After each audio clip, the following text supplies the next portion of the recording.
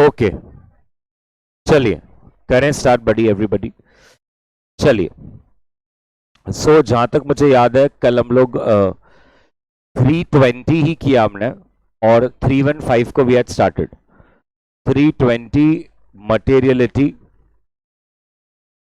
Materiality पे focus किया हमने और we understood what was performance materiality. Yes, a level that is set below the materiality level, something which is set for account balances, transactions, events, right? Yes everybody। और उसके बाद हमने देखा कि materiality करना हो तो there has to be some sort of a benchmarking that you have to do. The benchmarking will be more or less on either the revenue or profit.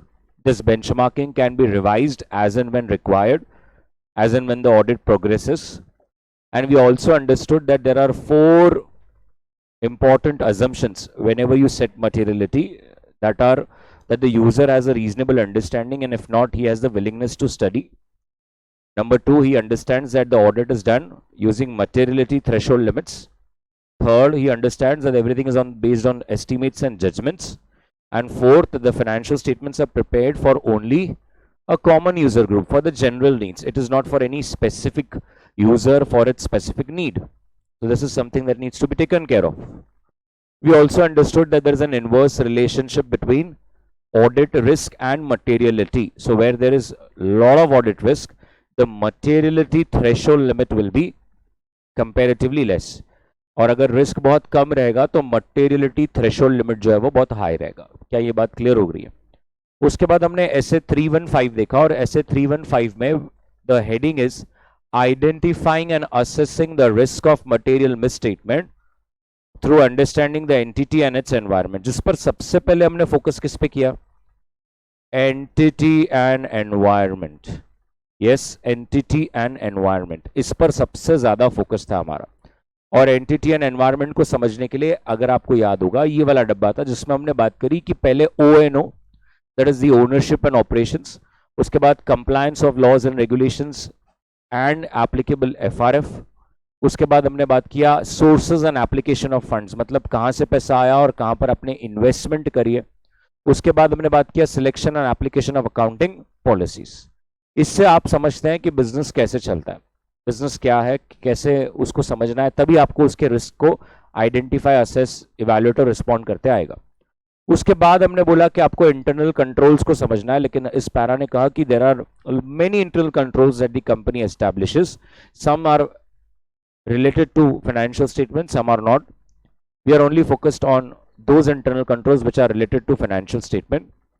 And if someone asks you an important question as to what are the various components of internal control, then they are 5 major important controls, which is control environment, risk assessment procedures, monitoring, control activities, and information and communication system. ये 5 important components है internal control के। Yes everybody। उसके बाद हमने बोला there are 4 methods to evaluate internal control, और जो 4 methods है that is narrative, record, flow chart, checklist and internal control question है। उसके बाद हमने बोला कि भाई जब आप रिस्क को आइडेंटिफाई कर ले तो there was also a paragraph which we read, जहां पर पहला था आइडेंटिफिकेशन, दूसरा था असेसमेंट, तीसरा था assess the likelihood, what are the chances कि वो हो जाएगा, और identify significant risk. Now what is the significant risk? Significant risk में ये सब चीजें आती है जहां पर ट्रांजैक्शन बहुत कॉम्प्लेक्स है, रिलेटेड पार्टीज के साथ ट्रांजैक्शन है, outside the normal course of business है, चांसेस है कि there can be a fraud, ये सब को सिग्निफिकेंट रिस्क कहा गया है। करेक्ट, इतना हम लोगों ने कल किया था जहां तक मुझे याद है। उसके आगे रिवीजन ऑफ रिस्क असेसमेंट, क्या हम लोग हमारे जैसे जैसे हम लोग ऑडिट करते रहते हैं, क्या वैसे वैसे मटेरियलिटी थ्रेशोल्ड लिमिट्स या रिस्क असेसमेंट प्रोसीजर्स को और इन डेप्थ कर सकते हैं, या we have to restrict ourselves? क्या लगता है, कर सकते हैं? तो रूल यहां पर क्लियर कहता है जैसे जैसे ऑडिट होता जाएगा, जैसे जैसे और ऑडिट एविडेंस मिलता जाएगा, सर्कमस्टांसेस चेंज होते जाएंगे, आपको भी पता चलते जाएगा, आप भी और फर्दर ऑडिट प्रोसीजर्स कर सकते हैं जैसे जैसे आपको नई इंफॉर्मेशन मिलेगी जो कि इनकंसिस्टेंट रहेगी जो आपको पहले मिली थी। तो there is no restriction as to आपकी identification and assessment of RMM को आप कुछ जगह पर रुका दो। आप जैसे जैसे आगे जाएंगे वैसे वैसे आपको और एविडेंस मिलेगा, जितना एविडेंस मिलेगा और इनकंसिस्टेंसीज मिलेगी उतना ज्यादा लेवल पर मैं क्या करूंगा, आई ए ऑफ आर एम एम, और ज्यादा रिस्क ऑफ मटेरियल मिसस्टेटमेंट को आइडेंटिफाई और असेस करने की प्रक्रिया जो है हम वो बढ़ा देंगे। अल्टीमेटली आप डॉक्यूमेंट क्या करेंगे, डॉक्यूमेंट में हमें सबसे पहले डिस्कस करना है कि हमने क्या डिस्कशंस किया और क्या कंक्लूजन्स पर पहुंचे। That's is first thing that you have to document. Number 2, आपने जब क्लाइंट के साथ वो समय बिताया, मैंने आपको स्टोरी बोला था, जब क्लाइंट ऑफिस में आता है तो आप उसके साथ एक 2-3 घंटे का एक Q&A चलता है जहां पर आप उसके एंटिटी, उसके एनवायरनमेंट को समझने की कोशिश करते हो। आपने क्या समझा वो आपको डॉक्यूमेंट करना होता है। नंबर 3, सोर्स ऑफ इंफॉर्मेशन, कहां से आपने बिजनेस के बारे में इंफॉर्मेशन निकाली उसको भी डॉक्यूमेंट कर दीजिए। और नंबर 4, आपको कौन से रिस्क मिले आप उसको भी डॉक्यूमेंट कर दीजिए। सो बेसिकली ये स्टैंडर्ड का ही पूरा डॉक्यूमेंट हो रहा है। नंबर 1 वो कह रहे हैं आपने अपने टीम मेंबर्स के साथ क्या डिस्कशन किया। नंबर 2, आपने क्लाइंट का क्या क्या डिटेल समझा। नंबर 3, वो सोर्स ऑफ इंफॉर्मेशन कहां था जहां से आपने क्लाइंट के डिटेल्स निकाले। और नंबर 4, आपने जब उस एंटिटी और एनवायरनमेंट को इवैल्यूएट किया तो आपको कौन से रिस्क मिले, कौन से रिस्क आपने आइडेंटिफाई करे, असेस करे, उसको आप डॉक्यूमेंट कर दीजिए। क्या ये एकदम क्लियर हो गया एवरीबडी? ये ऐसे 315 क्लियर है। यहां पर हमको प्रोसीजर्स बोली गई है। ये प्रोसीजर्स हमने एक चैप्टर था हमारा ऑडिट एविडेंस जिसमें हमने आईओआई, कार वगैरह बोला था, वो वही पैरामीटर्स पे वो कहते हैं रिस्क को कैसे करते हैं, ऑब्जर्वेशन करते हैं, इंस्पेक्शन करते हैं, डिस्कशन करते हैं, इंक्वायरी करते हैं, एनालिटिकल प्रोसीजर्स को अडॉप्ट करते हैं। और अगर आप फर्स्ट टाइम ऑडिटर नहीं है, आपने बहुत बार ऑडिट करा है, तो आपको लास्ट टाइम उसके पहले भी पता होगा ना इस कंपनी में रिस्क कहां पर है, इस कंपनी में इश्यूज कहां पर होते हैं। आप वो इस्तेमाल कर सकते हैं, वो एक्सपीरियंस को यूज कर सकते हैं अपने रिस्क को इवैल्यूएट करने के लिए। क्या ये क्लियर है? पक्का। अब जैसे हम लोग every second day, third day को एक ऐसा इंपॉर्टेंट टॉपिक आ जाता है और उसके ऊपर हम लोग चार्ट बनाते हैं। जहां तक मुझे याद है लास्ट टाइम हमने किस पर चार्ट बनाया था, 500, 501, यस और नो? ऐसे 500 और 501। अब अपनी बुक जो है चार्ट का आप बना लीजिए। आज हमें कुछ 10 क्वेश्चंस करने हैं। ओल्ड सिलेबस में एक अलग ही चैप्टर था, चैप्टर का नाम था audit in an automated environment. ये ऐसे एक चैप्टर का नाम था, अलग से चैप्टर था ऑडिट में। काफी बच्चों को लगता है कि वो चैप्टर जो है वो उड़ गया, ना, वो उड़ा नहीं है, वो इसी चैप्टर में क्लब कर दिया गया। ओके, तो वो क्वेश्चन 38 से एक 10-12 क्वेश्चंस है। Audit in an automated environment, ये आपका चार्ट का हेडिंग होना चाहिए, audit in an automated environment. इसमें अब सब आईटी रिलेटेड बातें होगी।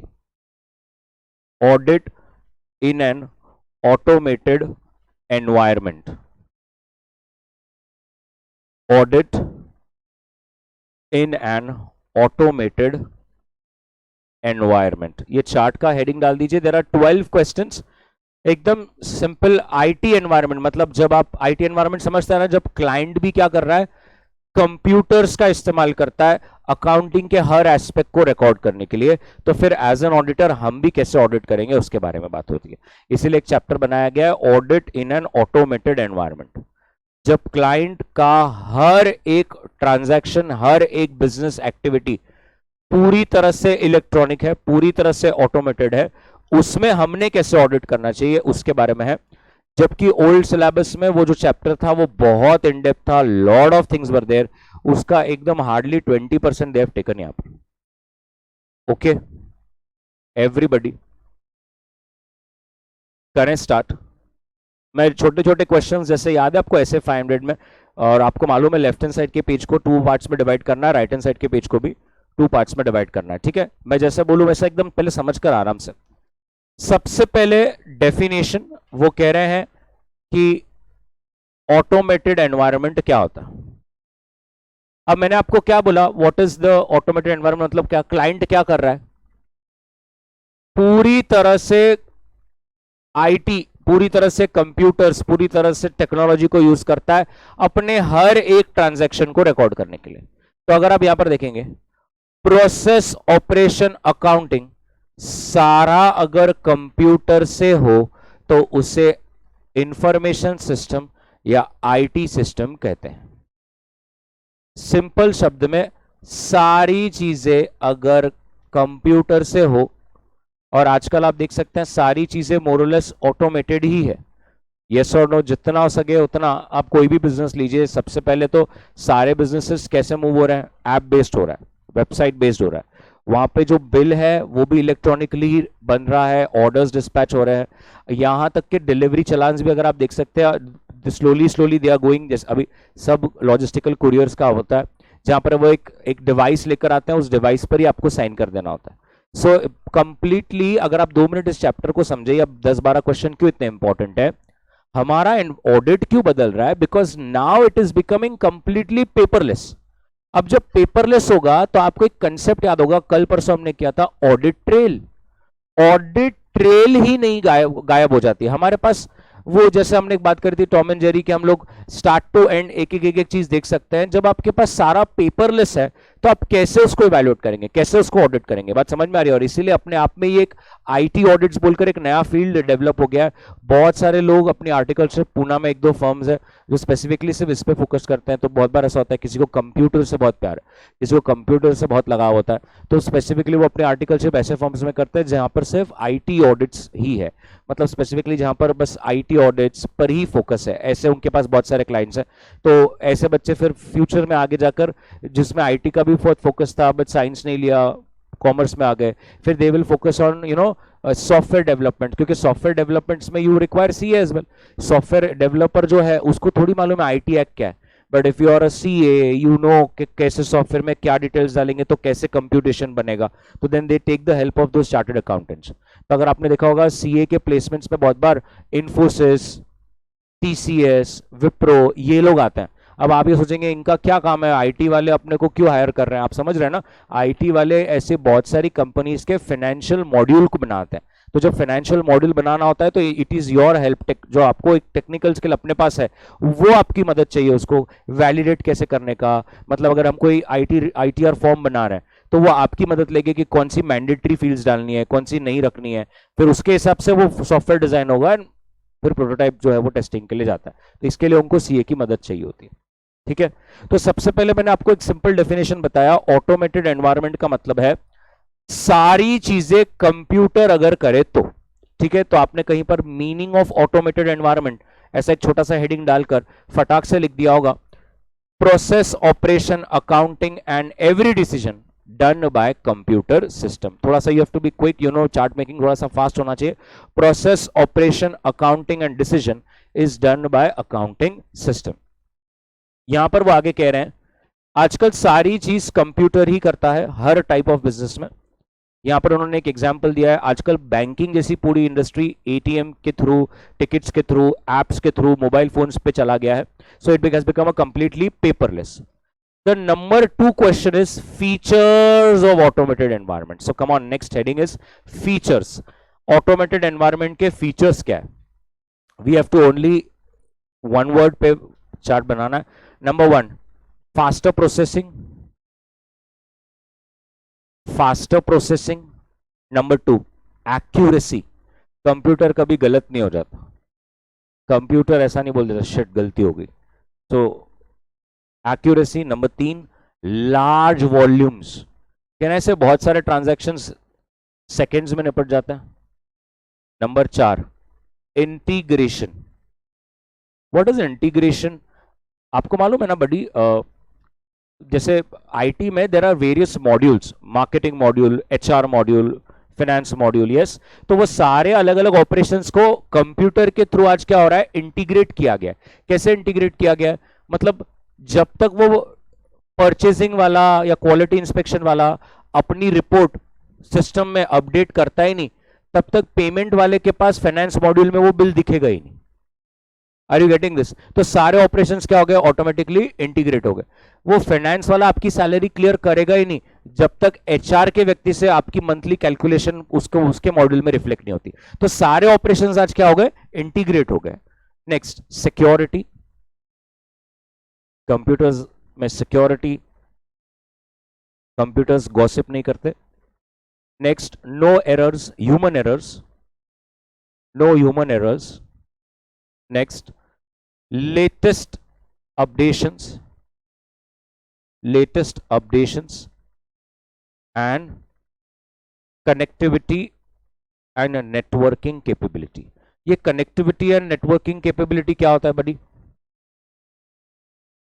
सो आजकल कैन आई से आप कोई ड्यू टू इंटरनेट कनेक्टिविटी और नेटवर्किंग में क्या हो रहा है, आप कहीं पर भी है और आपको अपने डेटा को एक्सेस करना है तो आप बहुत इजीली एक्सेस कर सकते हो. अभी इट इज नॉट कंपलसरी कि आप और आपका डेटा आमने सामने हो.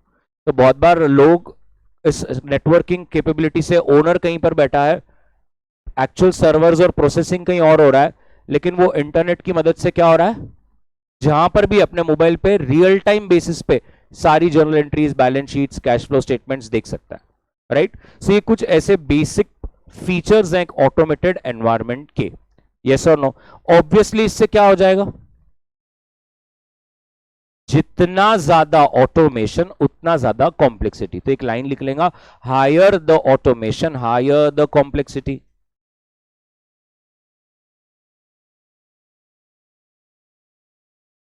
Higher the automation higher the complexity. You remember this. अब उन्होंने एक ऐसी छोटी सी चीज बोली है, अगर आप यहां पर देखेंगे, एग्जाम्पल देखेंगे, using an integrated ERP is more complex. On the other hand, using the off the shelf software is less complex. अब ये ऑफ द शेल्फ और ERP क्या होता है? पहले तो ERP का मतलब है एंटरप्राइज रिसोर्स प्लानिंग. सुनिए, ये जो ERP होता है ना, ये कस्टमाइजेबल सॉफ्टवेयर होते हैं, या आप अपने बिजनेस को देखकर खुद का बनाते हैं. अब मुझे बताइए बड़ी, जब आप खुद के सॉफ्टवेयर कस्टमाइजेबल बनाएंगे, क्या वो ट्राइड एंड टेस्टेड है? नहीं, क्योंकि वो आपने और आपके डेवलपर ने मिलकर बनाया हुआ है. उसमें क्या कंट्रोल्स हैं, उसमें क्या इश्यूज हैं, मुझे स्टार्ट से लेकर एंड तक देखना पड़ेगा. What is off the shelf accounting software? Tally. Widely acceptable, किसी के लिए कोई कस्टमाइजेबल नहीं है, तो किसी का उस पर कंट्रोल नहीं है, स्टैंडर्डाइज है, कोई भी लीजिए अपना अकाउंटिंग उसमें कर सकता है.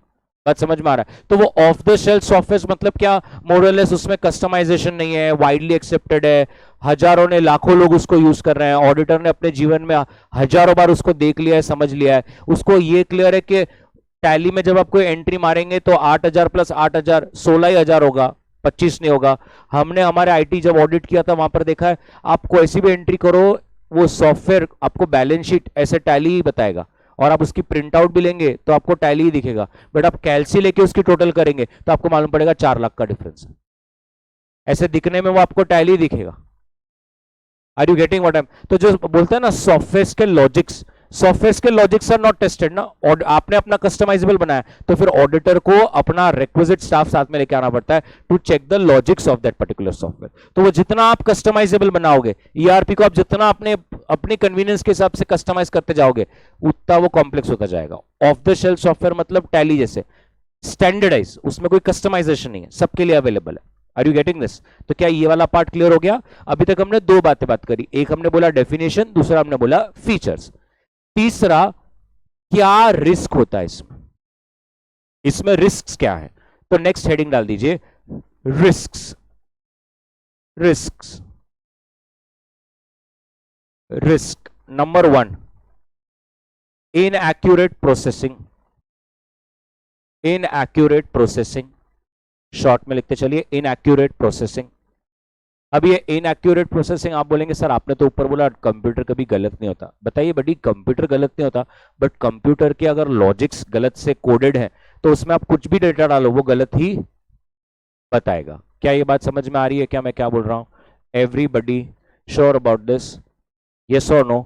हमारे सर ने एक बार एक सॉफ्टवेयर की गलती निकाली थी जिसमें आपका कुछ तो भी होता है, वो इंटरेस्ट 234A के 244A, मुझे मालूम नहीं, इंटरेस्ट होता है जो आपको भरना पड़ता है अगर आपने एडवांस टैक्स नहीं भरा और फिर एंड में ऐसे टैक्स भरा, कुछ 1% पर मंथ, ऐसा कुछ तो भी कैलकुलेशन होता है. सॉफ्टवेयर की गलती निकाली, ये उन्होंने, हम ऑटोमेटेड होता है, कौन करता है आजकल, ऑटोमेटेड निकाला, हमने सर को बताया, सर ने अपना कैलसी लिया, 75 एज थी उनकी, इनकम टैक्स को उन्होंने बचपन से देखा, तो उन्होंने बोला ये तो गलती है। अब हम हंस रहे उन पर, बोला सर ये कंप्यूटर है सर, उसमें कैसे गलती? नहीं, बोले कंप्यूटर के लॉजिक्स, ये कैलकुलेशन इंटरेस्ट का गलत हो रहा है।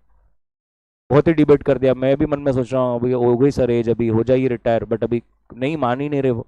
तो फिर उन्होंने बोला नहीं गलती है, बुलाओ सॉफ्टवेयर वाले को। सच में वो इशू रेज हुआ, इंजीनियर को बताया गया, उसकी हेड ऑफिस में दिल्ली है, वो दिल्ली से वहाँ पे एक बंदा आया, सर को कॉन्ग्रेचुलेट किया, थैंक यू किया। उन्होंने सॉफ्टवेयर चेंज किया और कम से कम 40,000 CS are using that software. उन्होंने नया अपडेटेड सॉफ्टवेयर सबके लिए फ्री में करवाया। ये हम अपडेट कर रहे हैं, हमारे सॉफ्टवेयर में जेन्युइन गलती है। तो सॉफ्टवेयर भी इनएक्यूरेट प्रोसेस कब कर सकता है? जब उसके लॉजिक्स में ही प्रॉब्लम हो। Number 2, unauthorise access. बताइए कंप्यूटर का ये सबसे बड़ा रिस्क है या नहीं? देखिए यहां पर मैंने एक चीज को अंडरलाइन किया हुआ है, जब multiple users access a common database, right. अगर फिजिकल हार्ड कॉपी में कुछ होता, आपका कुछ एक पर्टिकुलर पेपर है, आपने बस उसको फोल्ड करके अपने बैग में रखा तो कोई नहीं लेगा, वो आपके पास है। बट अगर आज कुछ कंप्यूटर में है, आप समझ सकते हैं, जिसको भी उसका एक्सेस है वो उसको क्विकली ओपन कर सकता है, कॉपी कर सकता है। यस, तो अनऑथोराइज एक्सेस कंप्यूटर का सबसे बड़ा प्रॉब्लम है। Number 3, IT personnel gaining access privilege beyond their assigned duties. I don't know how many people will understand this.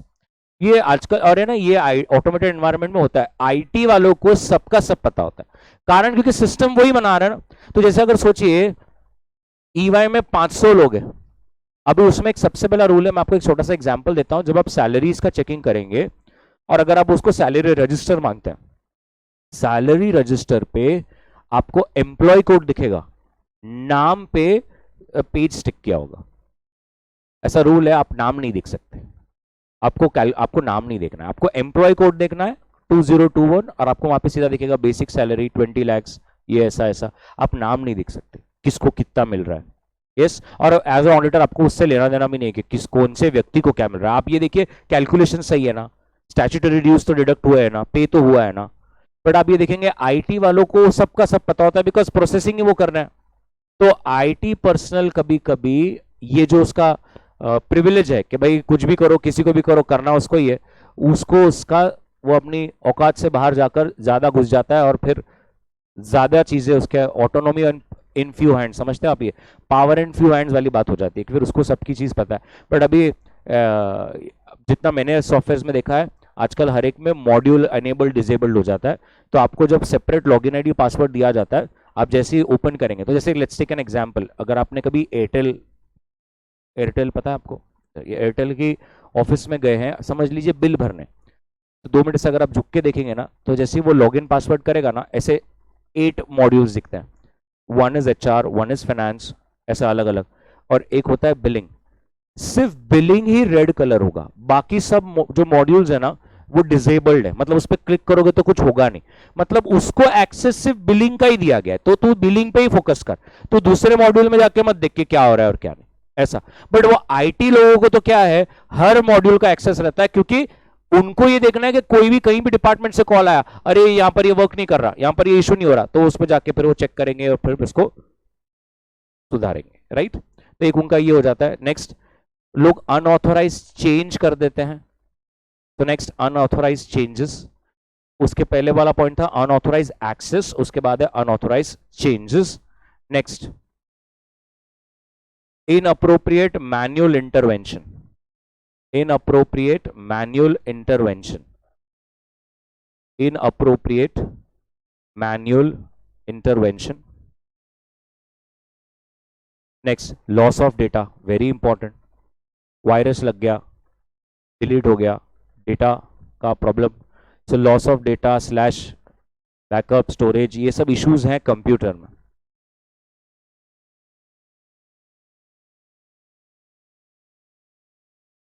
Perfect sir, doubt? Okay. तो 3 क्वेश्चंस करें हमने, मीनिंग करा, उसके फायदे फीचर्स करें, और क्या रिस्क हैं। चौथा क्वेश्चन है इंपैक्ट ऑफ द रिस्क, क्या इंपैक्ट होगा अब इसका हमारे ऑडिटर की दुनिया पर, इसका क्या असर गिरेगा। तो नेक्स्ट क्वेश्चन एक छोटा सा बना लीजिए, impact. Number 1, non reliance of data, non reliance of data, bracket में increased detail checking required, right, हमारा काम बढ़ जाएगा, हमें ज्यादा चेक करना पड़ेगा, increased detailed checking required. Number 2, non reliance on automated controls. Non-reliance on automated controls. Automated controls are something which are done without human intervention, जो कंप्यूटर खुद से कैलकुलेट कर लेता है। ब्रैकेट में इसमें हमारा रीपरफॉर्मेंस रीकैलकुलेशन काम बढ़ जाएगा। ब्रैकेट में increase in reperformance slash रीकैलकुलेशन।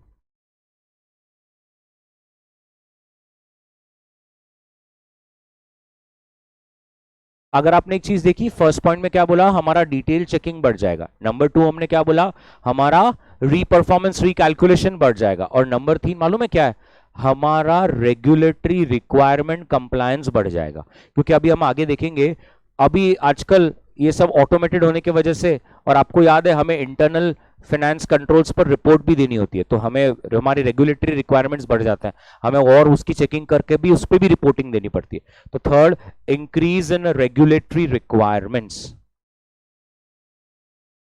Increase in regulatory requirements.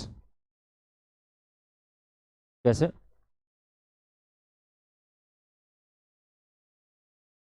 नहीं, आप समझे नहीं सर, मैं आपको आपको बता दूं, इंपैक्ट ऑफ आईटी रिस्क के बारे में बात कर रहे हैं, जहां पर वो कह रहे हैं ये रिस्क अगर मिटिगेट नहीं हुए तो हमारे को ये हो जाएगा। तो आप अगर ये मुझे कंफर्मेशन दे देते हो कि डेटा में हम कंप्लीट रिलायंस कर सकते हैं, डेटा में कोई एरर नहीं है, तो ठीक है। वो यहां पर स्टार्ट में कह रहे हैं ऊपर दिए गए रिस्क को आप मिटिगेट कर लीजिए। फिर उन्होंने कहा अगर आप रिस्क को मिटिगेट नहीं करते हैं तो, और वो रिस्क अगर आपके सिस्टम में है, तो फिर हमारी चेकिंग जो है वो बढ़ जाएगी, हमारा रिकैलकुलेशन का काम बढ़ जाएगा, हमें और एक्स्ट्रा रिपोर्टिंग वगैरह करनी पड़ेगी। अगर आप देखेंगे रिपोर्टिंग में भी एक पॉइंट लिखा हुआ है, क्योंकि गलतियां हैं सॉफ्टवेयर में, तो हमें अब मॉडिफिकेशन पैराग्राफ्स भी डालने पड़ेंगे कि सिस्टम में गलतियां है। तो ये याद रखिए, आपने सुना उसने क्या बोला, वेरी वैलिड क्वेश्चन। वो कहता है कंप्यूटर अगर है तो इतना काम क्यों बढ़ रहा है? कंप्यूटर है, लेकिन कंप्यूटर में क्या है, रिस्क्स है, और जब रिस्क्स रहेंगे तो ऑब्वियसली जो डेटा है, जो कंट्रोल्स है, उस पर हम पूरी तरह से भरोसा नहीं कर सकते, और जब हम भरोसा नहीं कर सकते तो हमारा काम जो है वो बढ़ जाएगा, क्योंकि now we have to be extra cautious, हमें सब ज्यादा चेक करना पड़ेगा कि कोई भी चीज कंक्लूड करने से पहले। परफेक्ट। मुझे एक बार फिर से स्टार्ट से बोलना है। तो हमने किया मीनिंग, हमने किया एडवांटेज या फीचर्स, हमने बात करी क्या रिस्क होता है, हमने बोला इन रिस्क का हमारे ऑडिट पर क्या असर गिरता है। क्या एकदम क्लियर हो रहा है? अब हम बढ़ते हैं आगे, और हम इधर एक नए कंसेप्ट की तरफ बढ़ेंगे, जो कि है जनरल आईटी कंट्रोल्स। अभी आप कुछ भी मत कीजिए, एकदम आराम से देखिए, जनरल आईटी कंट्रोल्स, और यहां पर है एप्लीकेशन कंट्रोल्स। ठीक है, 2 मिनट, मैं एक बार फिर से आपको कह दूं, काफी बच्चे ऐसे 41 पे जनरल आईटी कंट्रोल्स और 43 में एप्लीकेशन कंट्रोल्स। ठीक है, अब सुन लीजिए, ये 2 कंट्रोल्स होते हैं, जनरल आईटी और एप्लीकेशन कंट्रोल्स। अभी इधर देखिए, actually general controls is the outer frame, या जैसे अगर आपने देखा है क्या, हमारे जो प्राइम मिनिस्टर हैं उनकी 6 लेयर्ड सिक्योरिटी होती है। यस, हाँ, वो अलग अलग है, मुझे एक्चुअली एग्जैक्ट नाम वगैरह मालूम नहीं है, एसपीजी, फिर एनएसजी, फिर ये सीआरपीएफ, फिर लोकल पुलिस और ऐसा सब। सो 6 लेयर्ड सिक्योरिटी होती है, राइट। ऐसे ना आईटी सिस्टम्स में the outer layer is general IT controls and the inner layer is application controls. पहले ये क्लियर हो जाए, ठीक है। एप्लीकेशन कंट्रोल सही से चले, उसके लिए जनरल आईटी कंट्रोल्स का सही से चलना बहुत जरूरी है। अगर जनरल आईटी कंट्रोल्स में प्रॉब्लम है तो आपके एप्लीकेशन कंट्रोल्स में इश्यूज आ सकते हैं। पहले ये क्लियर हो गया, मतलब आउटर लेयर है जनरल आईटी कंट्रोल्स और जो इनर लेयर है वो है एप्लीकेशन कंट्रोल्स। ये मैंने जो बोला आप सबको क्लियर हुआ? यहां तक एकदम परफेक्ट एवरीबॉडी। अब ये क्या होता है जनरल आईटी कंट्रोल्स? देखिए बड़ी, नाम में क्या है, जनरल, और आगे क्या है, आईटी। मतलब सुनिए, आपकी कंपनी में किसी भी तरह का आईटी सेटअप हो, आप इन कंट्रोल्स को लगा सकते हैं। Now let us take an example. अगर आपने देखा होगा कोई कंपनीज में, अगर आप कहीं गए हो, कभी कॉर्पोरेट में विजिट करा है, तो डोर पे लिखा रहता है ओनली आईटी पर्सनल अलाउड। देखा है क्या आपने ऐसा? या आप कभी ऐसा, मॉल है, मॉल्स में भी आपने देखा होगा, आप घूम रहे हैं, देयर इज अ डोर, और उस डोर पे लिखा होता है ओनली ऑथोराइज्ड पर्सनल अलाउड। ऐसा उस पर खास लिखा होता है, बाकी उसमें घुसे ना।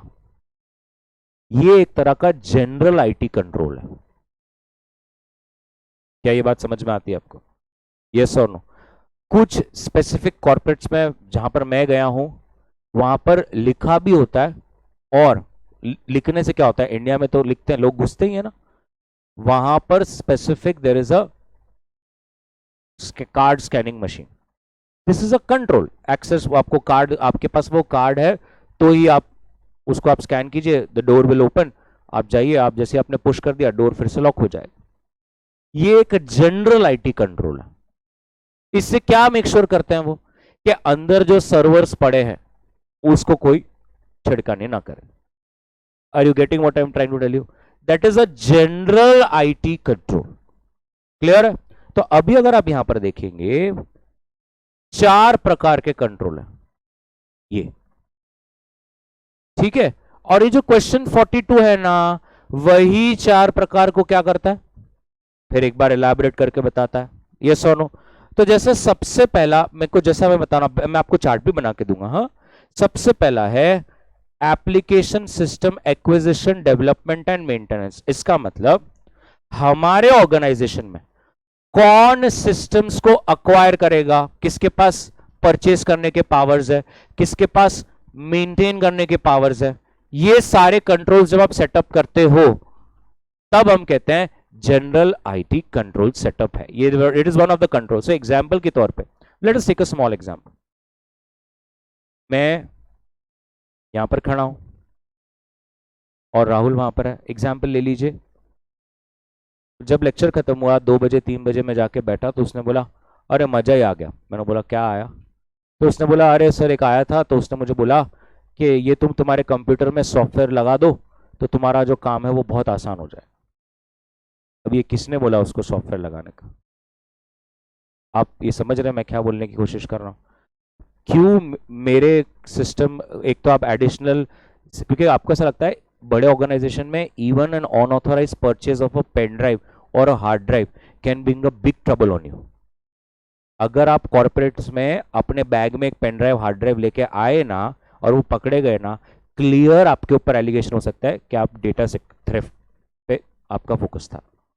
तो जब भी कोई व्यक्ति को सिस्टम नया सेटअप लाना है, नया सॉफ्टवेयर सेटअप करना है, सिस्टम एक्वायर करना है, ये सब के लिए there has to be a control. That is one. Number 2 is the program change.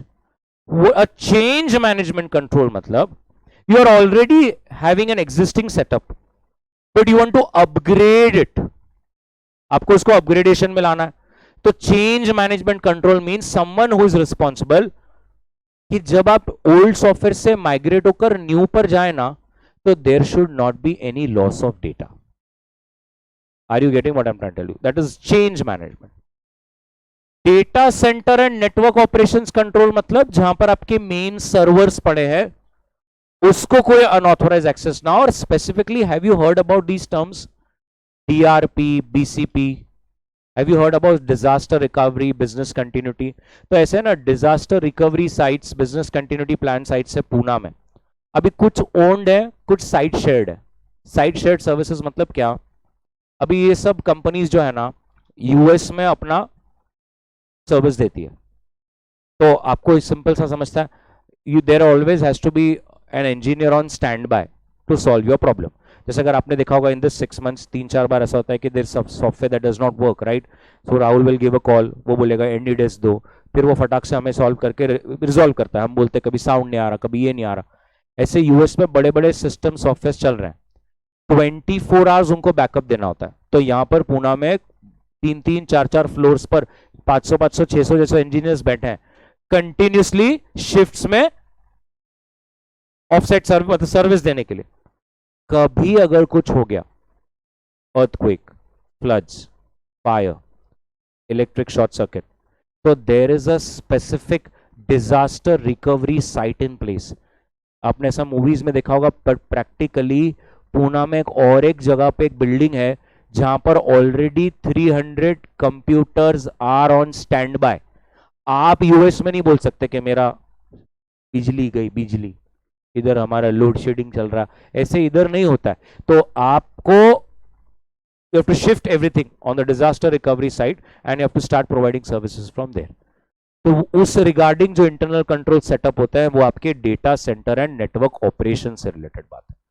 और जो थर्ड वाला, जो आखिरी जो है वो है access security. Access security controls मतलब क्या? Let us take a small example. आप जब बिग फोर में जाएंगे ना, मैंने आपको बोला था आपको वो पहले दिन क्या देंगे? Laptop, right? आपको लैपटॉप देंगे ना, मैंने कहा था वो आपको फर्स्ट दिन लैपटॉप देते हैं. आप जब वो लैपटॉप लेंगे you will be excited, but आप जब घर जाके देखेंगे ना, उसके अंदर यूएसबी को डालने का पोर्ट ही नहीं रहता. आप उस पीसी में से डेटा निकाल ही नहीं सकते, आप ब्लूटूथ इंस्टॉल ही नहीं कर सकते. This is access security control. आप बोलेंगे फिर मेरे को किसी को भेजना है तो क्या करूं? वो लोग जीमेल भी यूज नहीं करते, उनका अलग ही सिस्टम है, लोटस. जीमेल की तरह ही रहता है वो. किसी को भी डेटा भेजने का है उसके थ्रू भेजो, जीमेल के थ्रू भेजो, ऐसा समझो. लेकिन उनका खुद का प्रोग्राम है. और आप जिसको ईमेल भेजते हो ना, ईमेल डायरेक्ट नहीं जाता. अगर मुझे मैम को ईमेल भेजना है, पहले वो जो भी मैं ईमेल में अटैच कंटेंट फाइल भेज रहा हूं वो उनके सर्वर पे पहले सब रिकॉर्ड होता है कि रिसिपिएंट कौन है, सेंडर कौन है और उसने क्या भेजा. तो अगर हम जीमेल से ईमेल भेजते हैं, अगर आप यूएस में भी है तो मैं ईमेल जैसी भेजूंगा आपको कब मिलेगा? तुरंत. अगर मैं, आप यूएस में, मैं आपको व्हाट्सएप भेजता हूं तो आपको कब मिलेगा? तुरंत. ऐसा थोड़ी होता कि अरे मैसेज अभी जा रहा, अभी इस्तांबुल से जा रहा, अभी अभी यूएस जाएगा, वो तुरंत होता है. लेकिन आप इनके सॉफ्टवेयर के थ्रू जाएंगे ना तो थोड़ा सा लैग बैठता है, क्योंकि अगर आपने हेवी फाइल्स अटैच करी है तो वो पहले उनके सारे सॉफ्टवेयर, उनका जो सर्वर है उस पर सब रिकॉर्ड होता है और फिर ही रिसिपिएंट को जाता है. ये सब एक्सेस कंट्रोल्स लगाए गए हैं. बात समझ में आ रही है? ये हो गया जनरल आईटी कंट्रोल्स. क्या ये बात समझ में आ रही है आपको? अब एप्लीकेशन कंट्रोल्स क्या होता है? तो ओल्ड सिलेबस में बहुत इन डेप्थ है, यहां पर नहीं है, मैं आपको थोड़ा सा बता दूं. एप्लीकेशन कंट्रोल्स एक्चुअल में 3 प्रकार के हैं. Input, processing, very good, output. बचपन में अगर आपने स्कूल में कंप्यूटर्स लिया है तो ये आपको मालूम होगा. Input, processing, output. ये जो 3 कंट्रोल्स है ना, इसको एप्लीकेशन कंट्रोल बोलते हैं. अब आप मेरे को बताइए, जो इनपुट प्रोसेस, अब मैं आपको समझ रहा है ना, मैं दो क्वेश्चंस आपको मतलब साथ में समझा रहा हूं अच्छी तरह से, फिर आप सिर्फ चार्ट बना लेना. Input, processing, output controls are embedded into the application, but general IT controls are either embedded और एक्सटर्नल भी रहता है, उसको एप्लीकेशन के अंदर नहीं रहता है. एप्लीकेशन कंट्रोल मतलब input control, processing control, output control. अभी प्रोसेसिंग कंट्रोल तो आपको समझता है कंप्यूटर के लॉजिक्स जो कोडेड किए हुए हैं, बट इनपुट कंट्रोल क्या रहता है? तो जैसे फॉर एग्जांपल कुछ कंपनीज में आपने देखा होगा वो गले में दे वेयर अ, अगर आप नहीं देखे होंगे कभी, कभी आप इनकम टैक्स डिपार्टमेंट में जब जाएंगे ना तो उनके गले में ऐसा वो आईडी कार्ड नहीं होता, आईडी कार्ड नहीं होगा, वो एक ऐसे अलग टाइप का पेन ड्राइव जैसा एक चिप होगा. अब वो आपको गले में ही पहन के रखना होता. तो समझो आपको कहीं जाना है, आपको वॉशरूम जाना है, तो वो पहना हुआ है, वो कंट्रोल आपने लैपटॉप में लगाया था, अब आप उसको निकालेंगे ना, लैपटॉप तो साथ नहीं लेके जाएंगे, तो कंप्यूटर तो वहीं पड़ा है. आपने जैसे ही वो निकाला ना, द सिस्टम इज लॉक्ड. अभी मैं 5 मिनट के लिए कहीं गया और कोई सोचता है कि चल अभी ये 10 मिनट नहीं आएगा, इसके कंप्यूटर पे कुछ तो भी इनपुट कर दूं, सिस्टम ही लॉक है ना, सिस्टम ही नहीं खुलेगा ना. अब वो कैसे खुलने वाला है? वो जब आएगा ना, वो फिर से ऐसा लगाएगा, वो जैसे ही लगाएगा सिस्टम अनलॉक हो जाएगा. Are you getting what I am trying to tell you? Input controls. फिर इनपुट कंट्रोल्स एक दूसरे तरह का कंट्रोल क्या होता है कि कुछ डेटा मैंडेटरी भरना पड़ता है। तो जैसे एक सिंपल एग्जांपल लेते हैं, गूगल फॉर्म भरा ना आपने अभी, गूगल फॉर्म में जब तक आप मैंडेटरी डिटेल्स को इनपुट नहीं करेंगे वो फॉर्म जो है वो सबमिट ही नहीं होता। ये एक तरह का इनपुट कंट्रोल है। आप समझ रहे हैं मैं क्या बोल रहा हूं? वो सबमिट ही नहीं होगा। ये एक तरह का इनपुट कंट्रोल है। अगर आपने कोई जगह पे गलत डेटा डाला तो बोलता है इनवैलिड डेटा, इनवैलिड डेटा। बहुत बार आप कोई वेबसाइट्स ऐप अगर आप करते हैं, ऑनलाइन शॉपिंग करते हैं, वो बोलता है ईमेल आईडी डालो।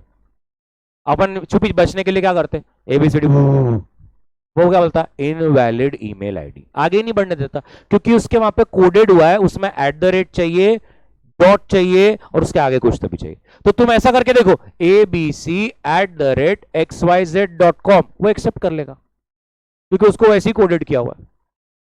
Are you getting what I am telling? वो नीचे कहीं आपको बोल रहे हैं मोबाइल नंबर डालो, तो मोबाइल नंबर में डाल रहे ABCDEFGH, वो नहीं पकड़ेगा। आपने डाल दिया 11 नंबर्स, वो नहीं पकड़ेगा। ये सब इनपुट कंट्रोल्स हैं। तुम्हारे डोके में घुस रहा है क्या ये सब? प्रोसेसिंग कंट्रोल्स क्या होता है? Logics based. तो मैं आपको एक छोटा सा एग्जांपल देता हूं अपने ऑडिट रिलेटेड, सीए रिलेटेड। आप जब है ना कोई भी क्लाइंट आएगा तो नॉर्मली अगर आप जैसे एक्सपीरियंस बनेंगे, आपके प्रिंसिपल आपको बोलेंगे अरे इसका करो, तो अभी आपको कैसे करना होगा, वो आपका बैंक, वो देखो वो तो सीए नहीं है ना बड़ी, तो उसको नहीं समझता है ना उसको क्या करना है। तो आपको नॉर्मली कभी भी मैं थोड़ा बता दूं, आपको उसको बोलना होता है बैंक का स्टेटमेंट लेकर आइए, क्योंकि बैंक स्टेटमेंट से समझता है सामने वाले के पैसे कहां से आ रहे हैं और कहां जा रहे हैं। ये सुनो, तो बैंक स्टेटमेंट लेने का और बैंक समरी बनानी पड़ती है। What is a bank summary? So you take the opening balance as on 1st April and now, so let's say you are making my bank summary. Now you will see a lot of credits. You have to keep on asking me and you have to take all the total of the credits, and then opening ke niche it will be written add total coaching fees. Then you will see small credits. Sir आप मुझे पूछेंगे ये क्या है, मैं बोलूंगा these are all dividend incomes. Then you will add dividend income. फिर every month you will see MSAB ऐसे कुछ पेमेंट्स आएंगे, आप मुझे बोलेंगे ये क्या है, मैं बोलूंगा these are all electricity bills. तो ये सब कर लेंगे, अब लेस इलेक्ट्रिसिटी, आप समझ रहे हो, आइटम वाइज आप बना लेंगे एक समरी। फिर उस समरी को सामने रखने का और सिर्फ सॉफ्टवेयर में ऐसे ऐसे एक डालते रहने का। अच्छा बच्चों का ट्यूशन फीस का पैसा है तो फिर ये 80C में, ये क्या है, ये इंटरेस्ट भरा क्या आपने होम लोन का, ओके फिर इसको ऐसा ऐसा आपको सॉफ्टवेयर में डालना है। डालने के बाद there is an option validate, validate करना पड़ता है। वैलिडेट जैसे आप बटन दबाएंगे, सॉफ्टवेयर एक 15 सेकंड लेता है, अपने लॉजिक्स लगाता है, और अगर आपके उसमें जो आपने भरा है उसमें कुछ भी एरर नहीं है तो वो बोलता है सबमिट। आपने बोलने हाँ सबमिट हो गया। सुनो, अगर उसमें कुछ एरर है वो सबमिट ही नहीं करता, तुरंत एक वर्ड फाइल खोल देता है और उसमें सब लिख के आ जाते हैं व्हाट आर द एरर्स, या आपने कौन सी ऐसी चीजें जो अभी तक भरी ही नहीं, पहले ये कंप्लीट करो फिर ही आगे बढ़ेंगे। फिर वो वर्ड फाइल को बाजू में लेने का, फिर उसमें एक एक पढ़ने का, क्या लिखा है इसमें, अच्छा पीजीबीपी का डेप्रीसिएशन ही नहीं डाला अपन ने, ओके फिर डेप्री डालने का, डेप्री तो डाला बट आईटी एक्ट के हिसाब से नहीं डाला क्योंकि उसको डिफर्ड टैक्स भी कैलकुलेट करना है, तो फिर वो डालने का। फिर आप फिर से वैलिडेट करेंगे, वो फिर से आपके लॉजिक्स लगाएगा और वो फिर से कुछ एरर्स निकालेगा। जब तक तुम एरर्स सॉल्व नहीं करते वो आगे सबमिट होगा नहीं। This is all processing controls. I hope you understand, this is application controls, right? Application में input, processing, output. Output controls क्या है? आउटपुट कंट्रोल्स मींस जब भी सिस्टम प्रोसेस कर रिपोर्ट बनाता है वो किसको अवेलेबल होना चाहिए, टाइमली अवेलेबल होना चाहिए और कहां अवेलेबल होना चाहिए। तो जैसे हमारे ऑफिस में एक सिंपल सा आउटपुट कंट्रोल क्या लगा गया, ऑफिस में 5 प्रिंटर्स थे, बट स्पेसिफिकली अगर प्रिंटर्स हम कहीं भी रख दें तो फिर बच्चे जो है वो अपना पर्सनल प्रिंट निकालते हैं उसमें, RTP May 24 मार प्रिंट, दोस्त बोल रहा मेरी भी एक निकाल कॉपी, निकाल। तो फिर ये क्या करेंगे, वो प्रिंटर्स में आप कोई भी पीसी से प्रिंट आएगा बट वो प्रिंट आउट जो है वो एक स्पेसिफिक प्रिंटर से ही निकलेगा और वो प्रिंटर सर की केबिन में रहता है। तो वहां से बजाओ two two two two two two two, तो फिर समझ जाने का सर को पता चलता कि अपन ने क्या प्रिंट निकाला। बात समझ में आ रहा है क्या एवरीबडी? कुछ रिपोर्ट्स निकलने के बाद आप ओपन ही नहीं कर सकते क्योंकि प्रिंट आउट या रिपोर्ट निकली है और एक अलग से आपके मोबाइल पे आता है उस पीडीएफ को ओपन करने का पासवर्ड। तो रिपोर्ट अभी ऑनलाइन अवेलेबल है, एक ही ईमेल आईडी ऑफिस का, वहां पे सब रिपोर्ट्स आ रही है, तो आउटपुट कंट्रोल आपने उसको डाउनलोड भी किया, आपको लगता है चलो देखते, देखेगा क्या, खोलते वो बोलेगा पासवर्ड, पीडीएफ को पासवर्ड लगाया हुआ है। This is all output controls. Are you getting this? तो सीए को ये सब फेस करना पड़ेगा। आप अभी समझ रहे हैं, जब वो कंप्यूटराइज कर रहा है सब, तो ये सब कंट्रोल्स उसको फेस करने हैं। एक तो जनरल कंट्रोल्स को चेक करना है और एप्लीकेशन कंट्रोल्स को चेक करना है, क्या ये बराबर से फंक्शन कर रहे हैं। अगर ये बराबर फंक्शन करेंगे तो ही तो सब बराबर से हो रहा है। आप ये सोचिए, अगर जनरल कंट्रोल्स वीक है तो इसका मतलब एप्लीकेशन कंट्रोल्स का कोई बजा के ही जाएगा। जैसे अगर आपने एक टेस्ट चेक पे देखा कि यार वो सर्वर का जो रूम है उसमें तो सब जा रहे, झाडू मारने वाली बाई भी जा रही, मी चांगला वाटतं लाइटिंग में एकदा जाऊ का, सब बोल रहे हा जा, काय नहीं, तो इसका मतलब आपका जनरल आईटी कंट्रोल्स का बहुत इशू है। तो फिर एप्लीकेशन, अगर कोई सर्वर में जा रहा है, उसको एक्सेस ले रहा है, तो आपके इनपुट के प्रोसेसिंग का, आउटपुट का कैसे भी बजा ही देगा। Are you getting what I'm trying to tell you? Everybody. So now what we have to understand is there are general IT controls, there are application IT controls, और application में 3 है और जनरल में 4 है। क्या ये क्लियर हो गया सर? एकदम अच्छा। सर एक है IT dependent controls. IT dependent controls, अब ये आईटी डिपेंडेंट कंट्रोल्स क्या होता है, सुन लीजिए ना। कितने लोगों अभी तक अपना पासपोर्ट निकाल लिया है? Very good. तो आप लोग सब पासपोर्ट ऑफिस गए हैं, बराबर है। अब आपने एक चीज चेक करी क्या? बहुत सारी चीज ऑटोमेटेड है, लेकिन अच्छा यहां पर कितने लोग हैं, एक बार हाथ ऊपर कीजिए, पासपोर्ट कितने लोग हैं, और कितने लोग हैं जिन्होंने औरंगाबाद से निकाला होगा, तो हाथ नीचे कर लीजिए। औरंगाबाद से निकाला होगा तो हाथ नीचे कर लीजिए। हाँ, कहां से किया मैम? पूना, नागपुर, पुणे, नासिक, मुंबई। मुंबई कहाँ पे? मुंबई में कहाँ पे एरिया? वो आइडिया नहीं आपको? बीकेसी, उतना नहीं, ओके ओके, याद नहीं आ रहा है, ठीक है ठीक है, बस बस बस बस। नहीं नहीं, the only intention behind asking was this कि the office in Aurangabad is very small, और मुझे जो बताना है उसमें वो एक ही व्यक्ति है जो सब कर लेता है। मुंबई में बार बार there are 3 different counters, A B C, और 3 बार सब चेक होता है।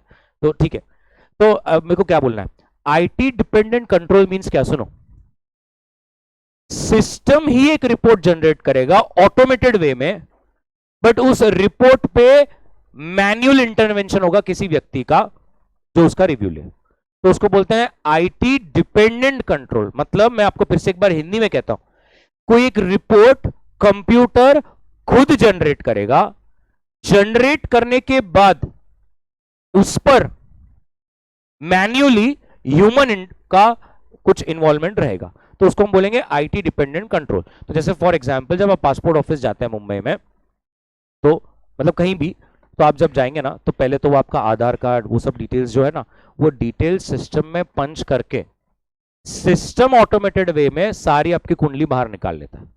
जैसे हम लोग बहुत बार बोलते हैं ना कि आपके ऊपर कभी कोई पुलिस का केस नहीं होना चाहिए, अगर मोरलेस हुआ then there is a high chance कि आप कभी इंडिया के बाहर नहीं जा पाएंगे, आपका रिजेक्ट ही होगा कहीं भी, मतलब इसीलिए एवरीबडी नोज दिस।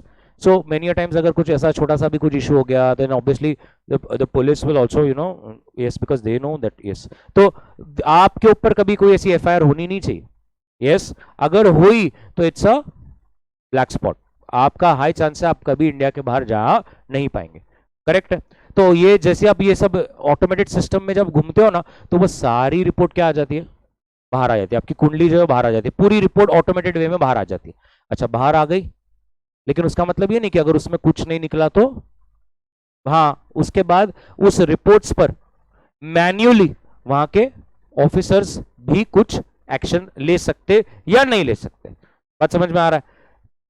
एक तो वो बोलेंगे कि नहीं, अगर आपने रिन्यूअल भी है तो पुलिस वेरिफिकेशन कराओ, या आपको एक बार स्टेशन जाना होगा, या ऐसा कराना होगा, वैसा कराना होगा। तो कुछ रिपोर्ट्स पे ना कभी कोई ऐसी मैन्युअल मतलब लोग भी रिव्यू करेंगे, आप समझ रहे हैं ना मेरी भावनाओं को। हम आईटी रिपोर्ट पे डायरेक्ट अपना डिसीजन नहीं देंगे, उसको हम बोल देंगे आईटी डिपेंडेंट कंट्रोल। इसका एक ड्रॉबैक ये है कि अगर आईटी या सिस्टम जो रिपोर्ट बना रहा है, वो जो प्रोसेस कर रहा है, अगर वो रिपोर्ट गलत निकली तो ह्यूमन कितना भी सही से दिमाग लगा ले, सारा चीज अनरिलायबल होगा, सारी चीज जो है वो गलत तरीके से चली जाएगी। तो आईटी डिपेंडेंट कंट्रोल्स पर उसमें एक चीज बात करनी है। बात समझ में आ गया? तो अब हम क्या करेंगे, अच्छी तरह से चार्ट है यहाँ पर है आपका, हम क्या करेंगे, मैम एक मिनट बुक दी, आप अच्छा बना रहे हैं, एक मिनट ना सर। जैसे अगर आप देख सकते हैं यहाँ पर मैम ने बराबर से लेफ्ट हैंड साइड में सारा पुट किया है, यहाँ पे भी आपकी कुछ स्पेस होगी, यहाँ पे दूसरे क्वेश्चंस आ जाएंगे, नथिंग टू वरी अबाउट। यहाँ पर ही हेडिंग दे दीजिए। हम क्या करेंगे, आईटी डिपेंडेंट कंट्रोल एकदम छोटा सा इधर बता देंगे, एप्लीकेशन कंट्रोल इधर, और जनरल को हम ये चारों यहाँ पर एक्सप्लेन कर देंगे, राइट। चलिए, तो सबसे पहला कौन सा सर, ये अगर तो कभी अपने को अपने ऑर्गेनाइजेशन में नया सिस्टम परचेज करना है, मुझे लगता है कि मुझे 8-10 पीसी लाने हैं, मेरे को नए सॉफ्टवेयर लाने हैं, तो उसके लिए there has to be some specific authorised personal appointed by the organisation. ऐसे ऑर्गेनाइजेशन के पास कुछ पॉलिसीज और प्रोसीजर्स होने चाहिए। जब भी कोई नया सिस्टम का एक्विजिशन हो रहा है, नया ऐप सॉफ्टवेयर आप डेवलप कर रहे हो, मेंटेन कर रहे हो, तो कुछ policies and procedures should be in place to make sure कि वो सब वैलिड, जेन्युइन, ऑथोराइज तरीके से हो रहा हो, ऐसा। चलिए, तो अभी हम लोग पहले लिख लेंगे जनरल आईटी कंट्रोल्स, उसे अंडरलाइन कर कर उसमें पहले उसकी एक छोटी सी डेफिनेशन लिख दीजिए। पॉलिसीज एंड प्रोसीजर्स, उसकी डेफिनेशन कह रहा हूं मैं पहले, policies and procedures to support effective functioning of application controls. Policies and procedures to support effective functioning of application controls. अब मुझे बताइए, क्या ये जो मैंने बोला वो सही है ना? क्या बोला उन्होंने, किसको सपोर्ट करना है उनको, इफेक्टिव फंक्शनिंग ऑफ किसकी, एप्लीकेशन कंट्रोल्स की। आप समझ रहे हैं जनरल कंट्रोल्स होते ही क्यों है, आउटर फ्रेम है वो क्यों होते हैं कि एप्लीकेशन कंट्रोल सही से चल सके, बराबर है। अब उसमें there are 4 types.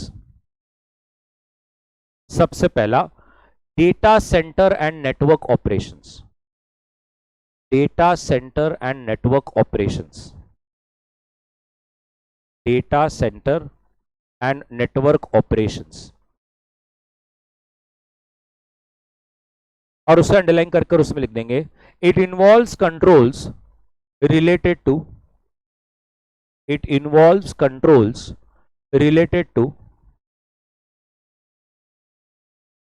data center, comma, performance monitoring of networks, performance monitoring of networks,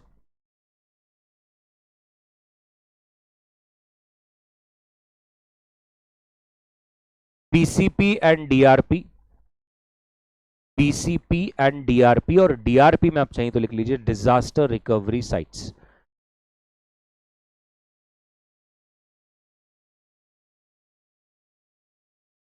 And one more, storage backup and retrieval, storage backup and retrieval।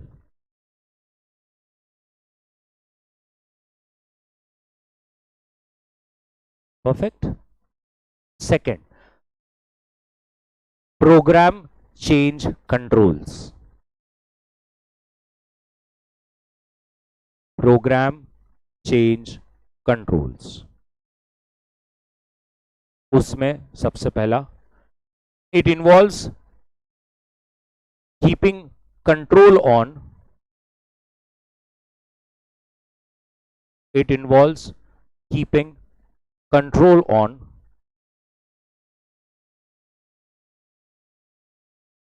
change in system, change in system without disruption of normal operations, without disruption of normal operations।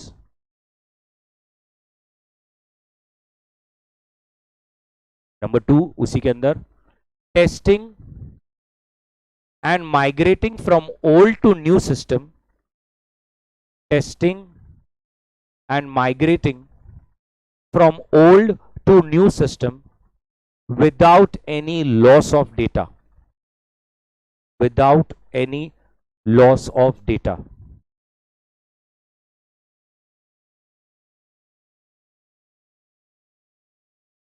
Third, access security controls. Access security controls. और उसमें सबसे पहले it is related to data system and network security. It is related to data, OS operating system and network security.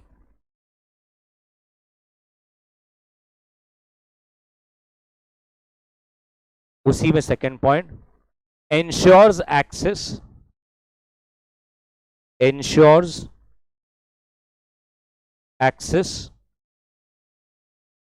to program and data, ensures access to program and data is authorized and authenticated, is authorized and authenticated.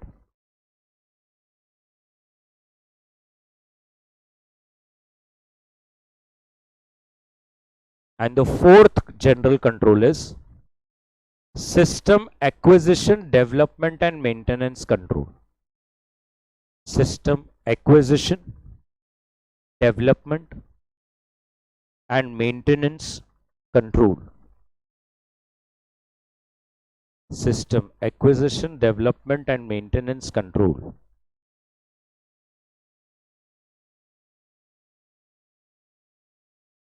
उसमें सबसे पहला involves that there are requisite controls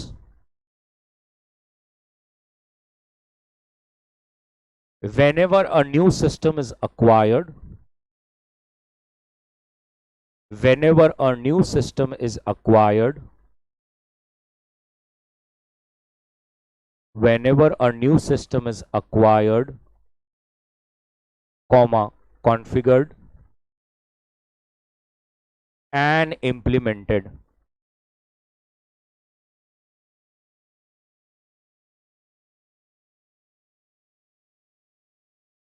उसी में second point, only authorized personnel,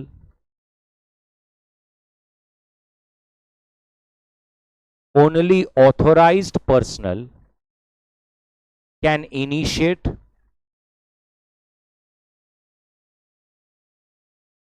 design, analyze, test and implement new systems.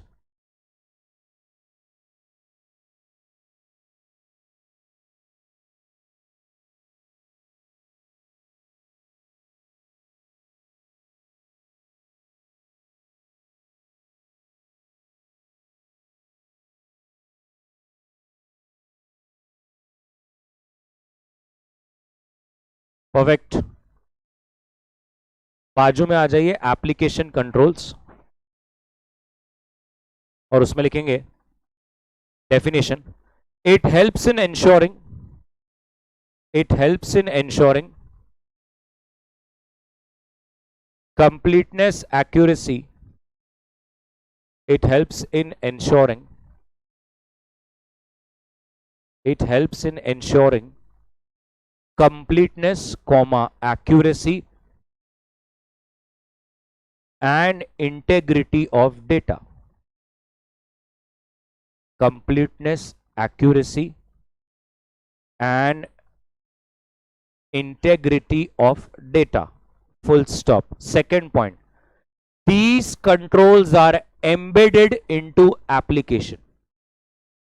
These controls are embedded into IT application. Number 3, 3 types of application control are. 3 types of application control are.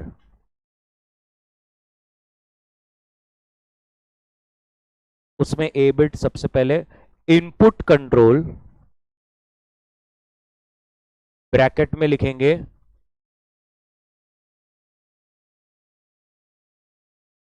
Authorise entry,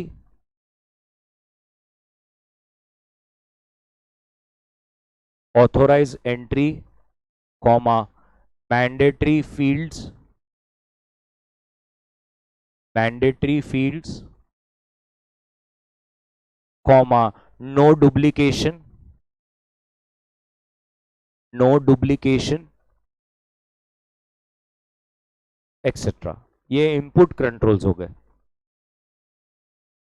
mandatory field समझ गया ना आपको मुझे क्या बोलना है, और duplication भी नहीं होने देगा वो। Second B bit processing controls, processing controls, bracket में उसके एग्जांपल्स ले लीजिए, sequencing, user limit check, user limit check and validation of input data. समझा ना वैलिडेशन? मैंने बोला था वो वैलिडेट बटन, कि जो भी आपने इनपुट किया वो सही है क्या, एरर रहेगा तो वो आगे नहीं बढ़ने देगा, लॉजिक्स में गड़बड़ रहा तो आगे नहीं बढ़ने देगा। And validation of input data, bracket बंद। और third output controls, output controls, bracket में report to authorise personal, report to authorise personal, report to authorise personal, comma timely manner, comma and customizable report as per requirement, customizable report as per requirement।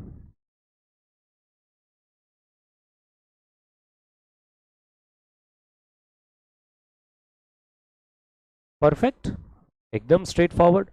and the third is IT dependent controls,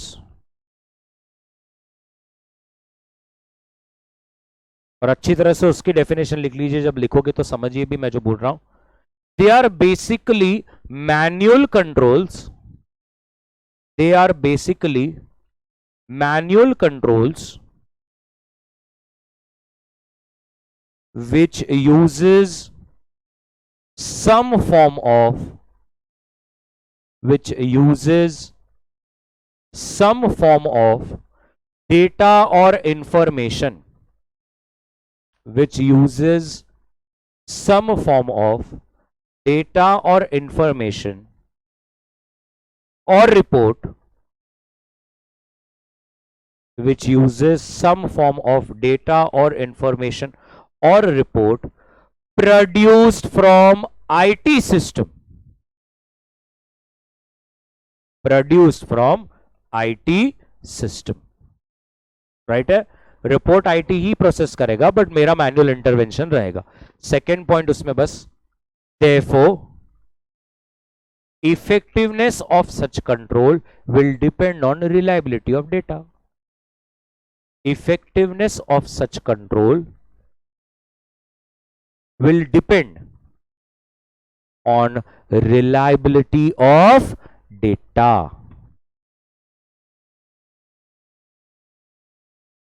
perfect है, एकदम मस्त। आज हमारा audited and automated वाले part चल रहा है। फिर से एक बार स्टार्ट से बता दूं, पहले एक डेफिनेशन करी, फिर हमने उसके कुछ फीचर्स करे, फिर हमने बोला रिस्क, फिर हमने बोला रिस्क का इंपैक्ट, और फिर हमने बोला करना क्या होता है। तो हमने बोला जनरल कंट्रोल्स है और एप्लीकेशन कंट्रोल्स है, उन कंट्रोल्स को देखिए। ठीक है, आगे बढ़े। अब some of the commonly use methods for testing, तो टेस्टिंग में कौन सी मेथड यूज होती है, इधर देखिए। सबसे पहले वो कहते हैं आप एक वॉक थ्रू लेते हो जिसमें आप आईओआई करते हो. How many people understand walk through? तो पहले एक्चुअल में क्लाइंट को बोलना पड़ता है कि हम आज आ रहे हैं. इसमें जब भी ऑटोमेटेड एनवायरनमेंट होता है, क्लाइंट को बोलना पड़ता है वी रिक्वायर, जिन्होंने भी आपका ये सॉफ्टवेयर बनाया है, जो इंजीनियर्स हैं, जो भी डेवलपर्स हैं, उनको भी बुलाना है और वो लोग अपने को वॉक थ्रू देते. वॉक थ्रू देते मतलब क्लाइंट तो नहीं समझा सकेगा ना, तो अपने यहां से ऑडिटर जो आईटी एक्सपर्ट्स है वो आएंगे और क्लाइंट का जो सॉफ्टवेयर जिसने डेवलप किया है वो लोग आएंगे और अपने को एक वॉक थ्रू देंगे. वॉक थ्रू क्या होता है? एक पूरा हाँ प्रेजेंटेशन देंगे, कोई सॉफ्टवेयर ऐसा बनता है, फिर स्टेज वाइज बताएंगे सर ऐसे पहले एंट्री होती है, फिर एंट्री से नहीं ऐसा होगा, फिर ये ऐसा ऐसा ऐसा होगा. तो अपने को सुनते सुनते ये करने का, ये एक तरीका है पहले समझने का. नंबर 2, मैं आपको बताऊं तो इसका मतलब क्या है. User processes transactions under different scenario. फिर है ना, ऐसा एक डमी पैक तैयार किया जाता है. डमी पैक क्या होता है? हर सिनेरियो रिलेटेड एक ट्रांजैक्शन होती है, एक एंट्री होती है और वो पूरे ऑर्गेनाइजेशन में सबको नहीं बताई जाती और वो डेटा पैक को सॉफ्टवेयर से प्रोसेस किया जाता है ये देखने के लिए, और उसका एंड रिजल्ट हमारे पास पहले से होता है ये देखने के लिए कि जब वो सिस्टम से प्रोसेस होकर आउटपुट देगा, क्या वो हमारे आउटपुट के साथ मैच कर रहा है क्या. Are you getting what I am trying to tell you? तो जैसे फॉर एग्जांपल ये सॉफ्टवेयर वाले ने मेरे को बोला कि सर है ना, जब भी कोई फिक्स एसेट की परचेजिंग होती है तो ऐसा होता है, ऐसा होता है, ऐसा होता है, ऐसा होता है. अब ऑडिटर क्या करेगा? जान मुझसे एक डमी फिक्स एसेट परचेज करने का रिक्विजिशन फॉर्म भर देगा ऑनलाइन और वो ये रुकता है, देखता है कि अब इसके आगे क्या होता है. समझ रहा है क्या? तो वो जो टेंडर वाली टीम है उनसे कॉल आ रहा है कि नहीं आ रहा, वो कैसे उसको प्रोसेस कर रहे हैं, वो पूरा एक वॉक थ्रू लेके देखते हैं. तो इसको बोलते हैं ऐसा, एक डेटा टेस्ट पैक तैयार किया जाता है जो सिर्फ ऑडिट से इन्वॉल्व वाले उनको ही पता होता है कि ये 8-10 अलग अलग सिनेरियोस की एंट्रीज है और ये इसका आउटपुट है. मतलब तुमको कैसे सिखाऊं, एक ऐसा black box white box approach होता है. तो हम लोग ये समझिए कंप्यूटर के अंदर घुस के तो नहीं देख सकते ना कंप्यूटर का दिमाग कैसे चल रहा है. तो हम लोग क्या करके देखेंगे, ऐसे कुछ एग्जाम्पल्स बना लेंगे, 2+2, 2x2, 5x8, 5-3, और ये 4 क्वेश्चंस के आउटपुट आंसर भी है अपने पास कि 5-3 2 ही रहता. अभी अपन वो सिस्टम में 5-3 डाल के देखेंगे तो सिस्टम क्या आउटपुट देता, 2 दे रहा क्या, और आंसर भी 2 ही है ना, इसका मतलब सिस्टम के लॉजिक्स वर्क कर रहे हैं. ऐसा तो ऐसा अपन अकाउंटिंग में अपना एक टेस्ट पैक बनाते हैं, टेस्ट पैक सिस्टम से प्रोसेस करते हैं, उसका आउटपुट पहले से अपने पास रहता, सॉफ्टवेयर जो आउटपुट देगा उसका कंपेयर करने का, तो क्लियर हो जाता है कि सॉफ्टवेयर के लॉजिक्स काम कर रहे हैं. उसके बाद जितनी भी एंट्री मारी हो टेस्ट पैक वाली, उसको सबको रिवर्स कर देने का. Are you getting what I am trying to tell you?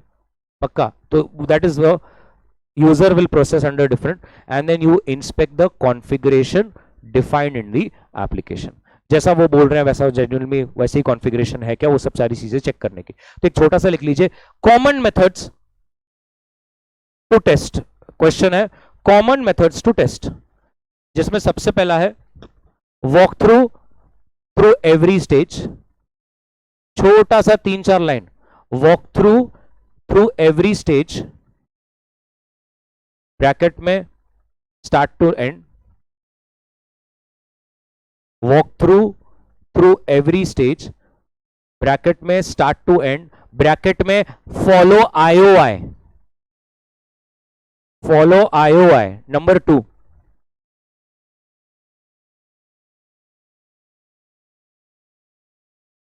Observe how user processes transaction. Observe how user processes transaction. Bracket में ऐसा अलग पेन से आप लिख दीजिए ना, मतलब थोड़ा आपको test pack, how user processes transaction, और ब्रैकेट में अलग पेन से लिख दीजिए टेस्ट पैक. 8-10 अलग अलग जनरल एंट्रीज का एक डमी एंट्री का एक पैकेट होता है, जो पैकेट मतलब उसको पैक बोलते हैं, वो उसको सिस्टम से प्रोसेस करते हैं देखने के लिए कि सही हो रहा है. And third, just inspection of configuration.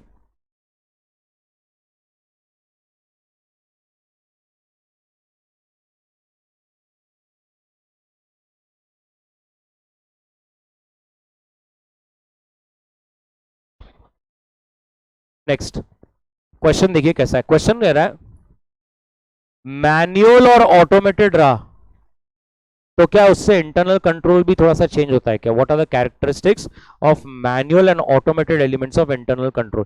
But ये मुझे बताइए, इंटरनल कंट्रोल को चेक करने का तरीका ऑब्वियसली बदल जाएगा अगर इंटरनल कंट्रोल्स ऑफ फिजिकल नहीं है बट ऑटोमेटेड है। तो वो क्या कह रहे हैं, an entity system of internal controls can contain manual elements and often contain automated elements. तो दोनों हो सकते हैं, पहली बात तो ये क्लियर है।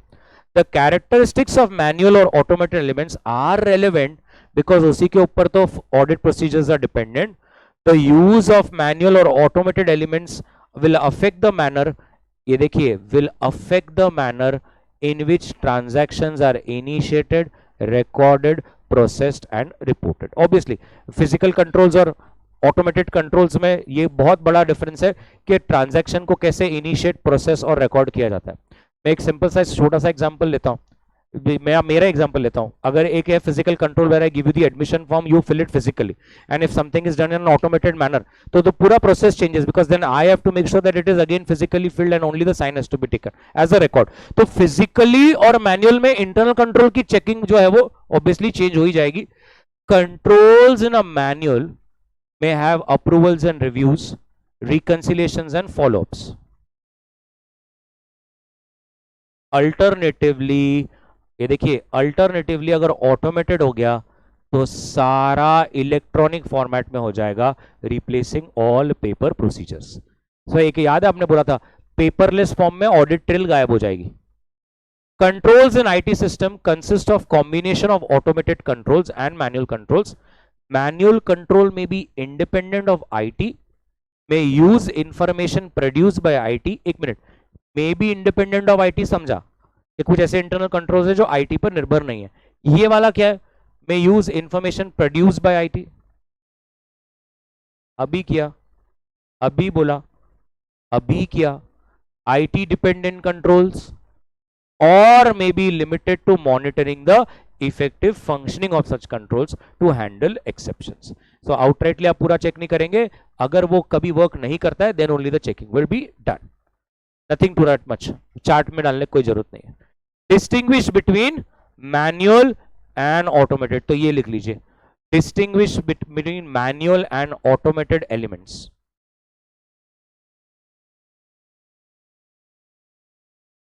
Distinguish between manual and automated animals.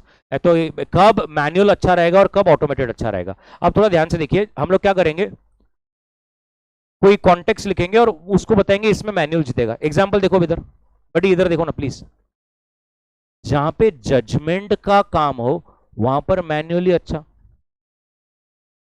Yes और नो। तो number one, where judgement is used manual is suitable.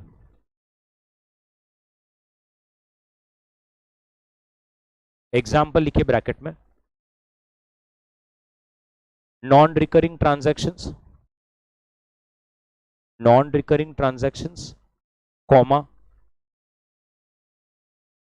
Unpredictable to unpredictable events, and third, changing circumstances। इसमें manual will be best. Number two, distinguish क्या है, पहला तो क्या था कि भाई कुछ जगह पे मैनुअल ही सही रहेगा, ऑटोमेटेड नहीं रहेगा। नंबर दो, they are discussing on the basis of reliability. बताइए मैनुअल इज मोर रिलायबल कि automated? Automated. So second point, manual is less reliable than automated. Manual is less reliable than automated।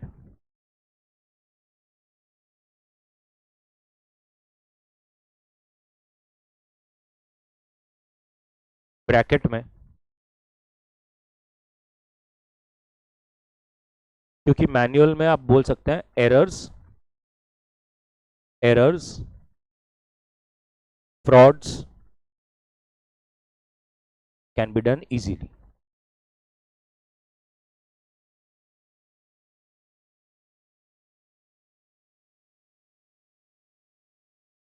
Can I say अगर high volume of transactions है तो manual अच्छा रहेगा कि automated? Automated. तो third point, high volume of transactions, high volume of transactions, आगे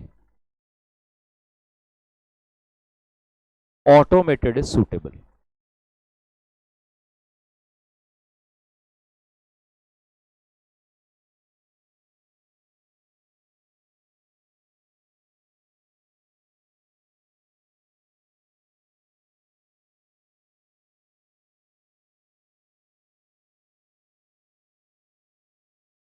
Perfect. And the last para does not state any distinguish. वो कह रहे हैं risks तो entity के इंफॉर्मेशन सिस्टम पर आधारित है, एंटिटी को रिस्पॉन्ड करने पड़ेगा रिस्क जो आईटी से भी आ सकता है और मैनुअल से भी आ सकता है। वो कितना इफेक्टिव कर सकते हैं, जितना इफेक्टिव कंट्रोल दोनों के लिए सेटअप करेंगे उतना अच्छा रहेगा। तो that is not any distinguish point. Next, briefly mention 3 reasons why IT should be considered relevant. Come on, next question, why IT is relevant in audits today? Why IT is relevant in audits today? Very small question. Number 1, buddy, can I say this is very true? If all reports and all information today is generated through IT, तो obviously IT को तो check करना ही पड़ेगा, वरना ऐसा हो जाएगा कि मैं जो भी चेक कर रहा हूँ सब गलत ही निकला। So number 1, all reports and information today is generated by IT system.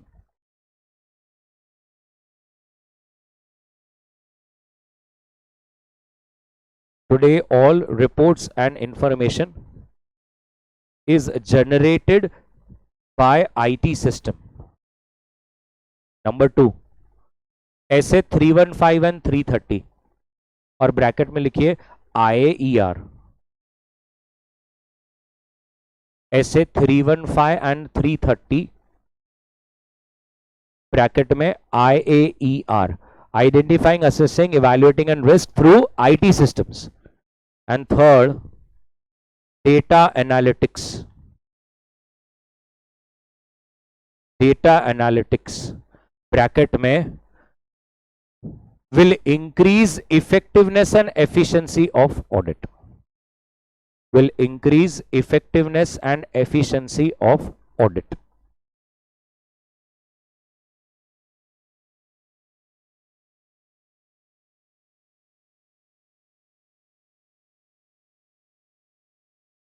क्या बोले?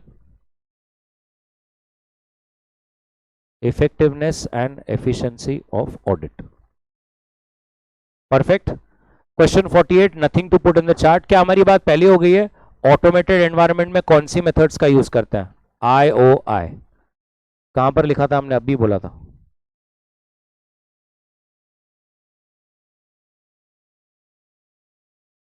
$44. Can you see 44? वहां पर हमारी तभी बात हुई थी। यस, कुछ भी मत लिखिए इसमें, सेम बातें हो रही हो। हाँ, question 49 should be in the chart, please underline. points to be considered by auditor, points to be considered by auditor while understanding company's automated report. Points auditor should consider while understanding the company's automated environment. ये आप भी जब आप एक simple basic एक हम ऐसा, although company का systems are at a very large scale and in big volumes, but मुझे बताइए कोई आप भी एक आईटी गैजेट जब खरीदते हैं तो क्या इन सारी चीजों पर नहीं देखते? जैसे सबसे पहले नंबर 1, कौन सा एप्लीकेशन सिस्टम यूज करते हैं, ठीक है? नंबर 2, पर्पस क्या है? मेरे बैलेंस शीट रिलेटेड है क्या नॉन फाइनेंशियल? तो बहुत बार ना कुछ लोगों का एप्लीकेशन सिस्टम होता है but is only to automate customers complaints, reviews, feedback, उसके अलावा उनमें कोई ऑटोमेशन नहीं है, तो फिर वो मेरे लिए रेलेवेंट नहीं रहेगा। तो पहले आपने ऑटोमेशन जो करा है, is it from a financial purpose angle और from a non financial purpose angle, उतना देख लीजिए। नंबर 3, वो आपका सर्वर किधर है? Number 4, desktop based, server based, web application, cloud based, ये समझता है आपको? सर्वर बेस्ड मैंने आपको उस दिन बताया, क्लाउड बेस्ड मतलब क्या? क्लाउड कंप्यूटिंग पता है क्या होता है? वो कहीं पे आपके पास, मतलब आपके कोई पर्टिकुलर पीसी पे नहीं है, राइट, सर्वर्स पे है जिसका एक्सेस इंटरनेट से फिर कहीं से भी लिया जा सकता है, राइट? अरे नेक्स्ट, वर्जन कौन सा है? नेक्स्ट, क्या मल्टीपल सिस्टम्स एग्जिस्ट करते हैं क्या? नेक्स्ट, इन हाउस कस्टमाइजेबल है या आपने प्री पैकेज लिया हुआ है जो रेडी टू यूज होता है? नेक्स्ट, कोई एक्टिविटी को आउटसोर्स कर दिया है क्या? और आपके आईटी रिलेटेड अलग अलग की पर्सनल कौन है, उनके एक्सपीरियंसेस क्या है, उनका नॉलेज क्या है, ये सब चीज़ों को आपने देखना चाहिए अगर आपको आईटी एनवायरनमेंट समझना है तो। कौन सा सिस्टम यूज करते हो, क्या पर्पस है, कहाँ पे है, आर्किटेक्चर मतलब is it on a particular server और बाकी सारे नोड्स हैं या क्लाउड बेस्ड है, वर्जन कौन सा है, एक ही ऑर्गेनाइजेशन में मल्टीपल सिस्टम है क्या, in house versus package, outsource, और knowledge experience of IT personnel, yes और नो? सीटीओ भी बोलते हैं ना आजकल, चीफ टेक्नोलॉजी ऑफिसर, ठीक है कोई बात नहीं। क्वेश्चन 50, मतलब ऐसा कि भाई अगर कुछ एंड मोमेंट पे लगता है ये 12 क्वेश्चंस में से करना है तो पहले ये प्रायोरिटी पे कर लेना, ये बार बार आता है और ये आजकल टॉपिक भी बहुत ट्रेंडिंग है, डेटा एनालिटिक्स। यस, तो यहां पर आप देख सकते हैं बार बार क्वेश्चंस डेटा एनालिटिक्स पर बात हो रही है, डेटा एनालिटिक्स। किसी को 2 मिनट पता है, फिर हम लोग उस पर फटाफट से बात कर लेंगे। डेटा एनालिटिक्स क्या होता है, सबको पता है क्या? क्या सर थोड़ा सा बताइए। हाँ बताइए सर।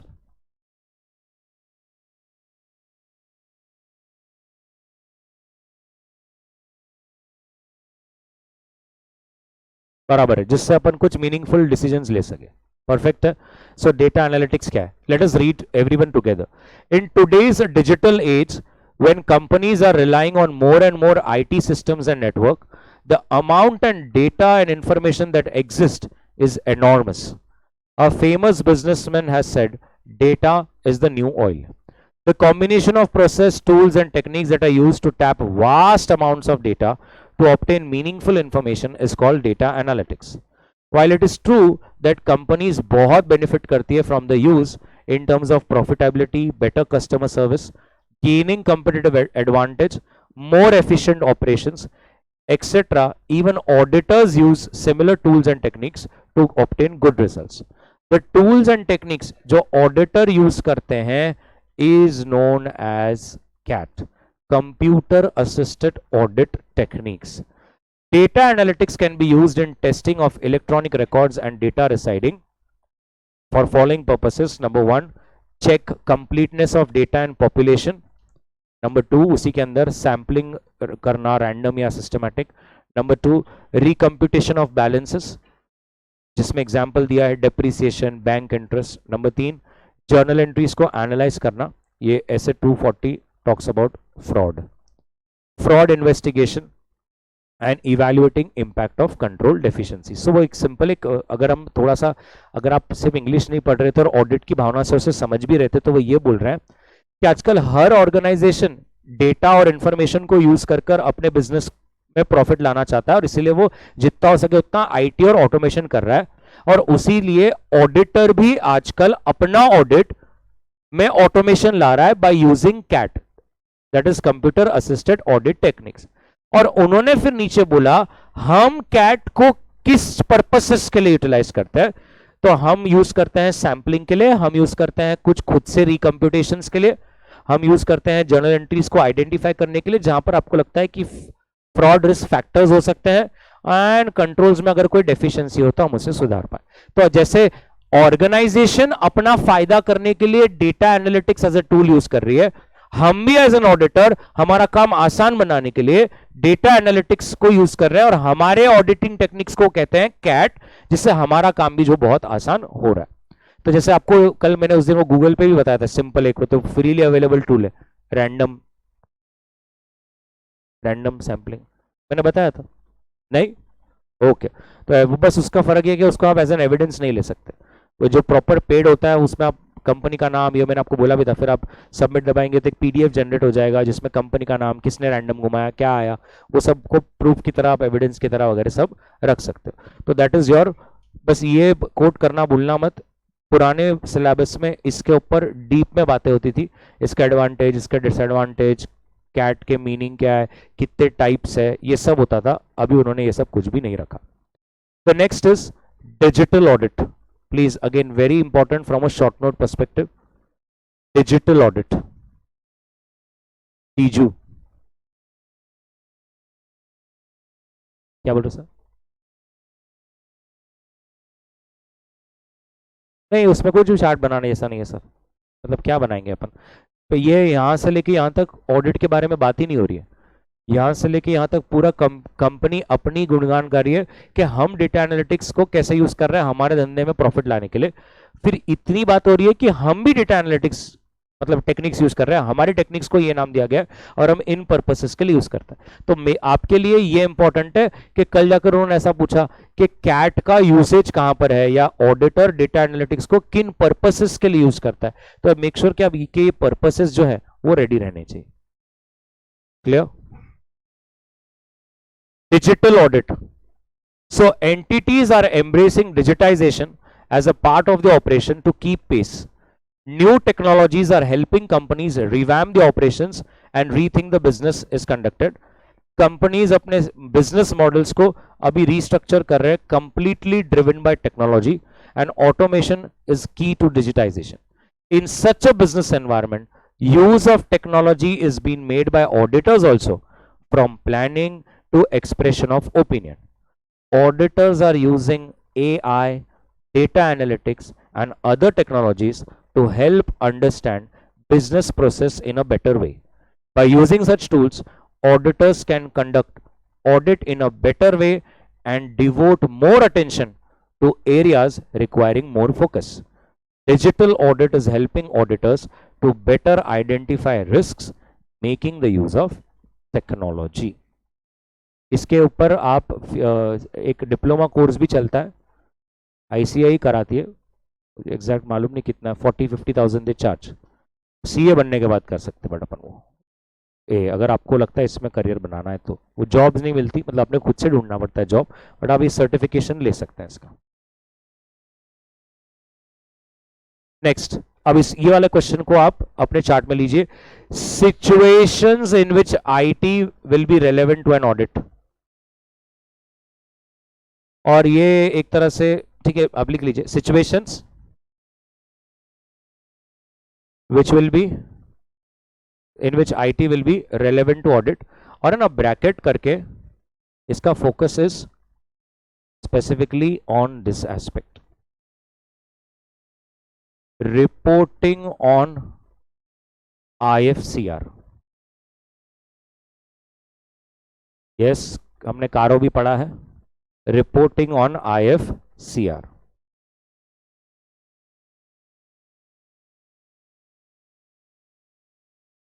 बताइए क्या हमारी इस पर बात हुई है कि अब इसके ऑडिट्स होते हैं? यस और नो? क्यों? तो अब सब चलिए फटाफट से पहले एक बार देख लें। नंबर 1, कंपनीज एक्ट में अब आ गया है कि इस पर आपको खास रेगुलेटरी अपनी रिपोर्ट बनानी है, और इसीलिए now it is the responsible for implementation of framework. Auditors की रिस्पॉन्सिबिलिटी बढ़ गई है क्योंकि अब उनको इसके ऊपर रिपोर्ट देनी है। तो given are some of the situations जहां पर आईटी इंपॉर्टेंट हो जाएगा। नंबर 1, जहां पर आप सिस्टम या एप्लीकेशन सॉफ्टवेयर यूज करते हो। नंबर 2, ट्रांजैक्शन बहुत कॉम्प्लेक्स है। नंबर 3, आपकी कंपनी टेलीकॉम या ई कॉमर्स है तो जहां पर हाईटेक तरीके के सॉफ्टवेयर यूटिलाइज होते हैं। नंबर 4, ट्रांजैक्शन इतना हाई है कि मैन्युअल में हो ही नहीं पाएगा, जैसे insurance, banking, railways. Number 5, compliance regulatory requirements आपके ऊपर बहुत है, जैसे companies act, IFC, IT act. Number 7, Indian international standards हैं। मैंने आपको मालूम है एक ऐसा भी बोला था, सॉक्स ऑडिट, सार्बेन्स ऑक्सली ने बोला भी था बीच में, वो वाला है वो। और अल्टीमेटली आपका ऑडिट जो है वो बहुत एफिशिएंट और इफेक्टिव रहेगा। तो एक लाइन पहले सबसे पहले लिख लीजिए, due to applicability of law, इसमें आपको पहले लिखना है due to applicability of law, auditor's responsibility is now to report on, auditor's responsibility is now to report on IFCR. Auditor's responsibility is to report on IFCR. And management's responsibility is to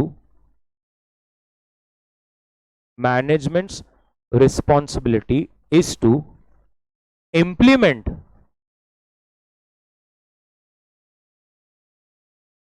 ICF, that is internal control framework। पहले ये clear हो गया, मतलब management को क्या करना है, proper internal control framework को सेटअप करना है, और ऑडिटर को क्या करना है, उसी इंटरनल कंट्रोल फ्रेमवर्क पे रिपोर्टिंग करना है। इसलिए उनके लिए है ICF, हमारे लिए है ICFR। क्या ये क्लियर हो गया? They will set up the framework, we will make a report on that. दो हम लोग पैसा चार्ज करते हैं और हम ही सेटअप करते हैं, ऐसा नहीं बोलना चाहिए, मतलब मैनेजमेंट सेटअप करता है और हम ही उसको चेक करके रिपोर्ट करते हैं। Now next line, situations where IT will be relevant, situations where IT will be relevant।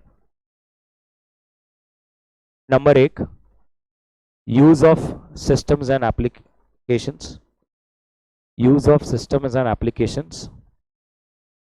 Number 2, large volumes of transaction and their complexity, large volumes of transaction and their complexity। एक ही point करना है इसको। Third, एक ही point, compliance and regulatory requirements, compliance and regulatory requirements।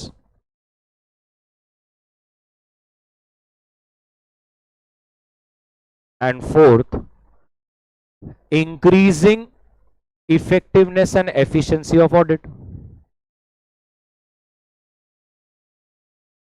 increasing effectiveness and efficiency of audit।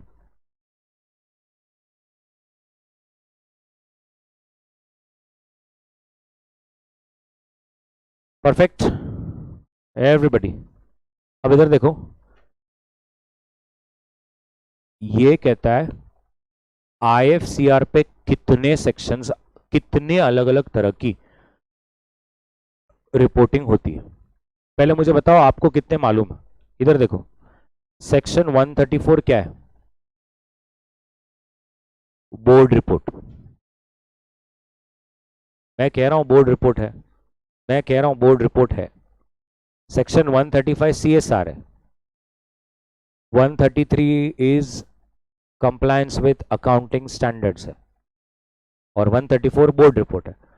134 board report में 20-25 points है कुछ, उसमें आपका एक होता है डायरेक्टर रिस्पॉन्सिबिलिटी स्टेटमेंट। मुझे जहां तक याद है सर ने बताया होगा आपको, डायरेक्टर रिस्पॉन्सिबिलिटी स्टेटमेंट में ऐसी वो 4-5-6-7 चीजें रहती जो डायरेक्टर्स बोलते, हाँ हमने सारे कंप्लायंसेस करे हैं, हमने सारे अकाउंटिंग पॉलिसीज को कंसिस्टेंटली फॉलो किया है, ऐसे वो खुद कुछ तो भी 4-5 चीजें बोलते हैं।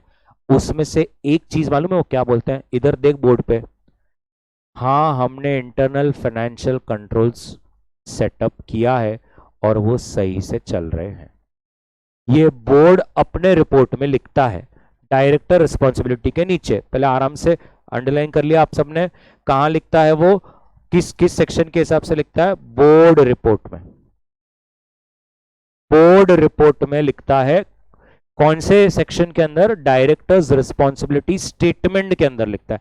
डायरेक्टर रिस्पॉन्सिबिलिटी स्टेटमेंट में मुझे जहां तक हल्का हल्का याद है 6-7 चीजों के बारे में लिखा जाता है। देयर आर 6 to 7 एरियाज जो डायरेक्टर रिस्पॉन्सिबिलिटी स्टेटमेंट के अंदर लिखा जाता है। उसमें से एक होता है, डायरेक्टर बोलते हैं हमने आईएफसी सेटअप किया है और वो चल भी रहा है। ये कौन बोल रहा है? डायरेक्टर्स। अब इधर देखो, ये सेक्शन किसका है? ये देखो इधर, ऑडिटर अपने रिपोर्ट में बोलता है हाँ मेरे को लगता है कि आईएफसी सेटअप है और वो इफेक्टिवली चल रहा है। बोर्ड अपने रिपोर्ट में लिखता है कि हमने सेटअप किया और वो इफेक्टिवली चल रहा है, और ऑडिटर को अपनी रिपोर्ट में लिखना है कि हमने चेक किया है और एडिक्वेट चल रहा है, बराबर से चल रहा है। ये सेकंड जगह पर आईएफसी का मेंशन होता है, सेकंड सेक्शन के वजह से। थर्ड, अच्छा मैं ये क्यों नहीं पढ़ रहा हूं, ये आपका सेक्शन के लेना देना कि ये रिक्वायरमेंट प्राइवेट कंपनी को लागू नहीं होती जो कि ओपीसी, स्मॉल पर्सन, जिनका टर्नओवर 50 करोड़ से कम और लोन का 25 करोड़, उनको मतलब उन कंपनीज को ऑडिटर अपने रिपोर्ट नहीं देगा। आईएफसी का काम उसमें नहीं होता, इसीलिए आईएफसी सबको नहीं कराना पड़ता। बट जो बड़ी बड़ी कंपनीज, अगर आपको याद है मैंने एक बार ऑडिट में बोलते बोलते बोला था कि कंपनी ने सभी कंपनीज को एक पावर पॉइंट प्रेजेंटेशन भेजा था कि आप देखो अब आपकी रिपोर्टिंग हो जाएगी, बताइए क्या आपको चाहिए कि हम आके सब सही से करके दें। थर्ड, सेक्शन 177 है ना ऑडिट कमेटी का सेक्शन आपको? यस, उनकी जिम्मेदारी बनती है आईएफसी को इवैल्यूएट करने की। सेक्शन 177 किसको ऑडिट कमेटी कंपलसरी है सेटअप करना? लिस्टेड ही, अनलिस्टेड पब्लिक को नहीं।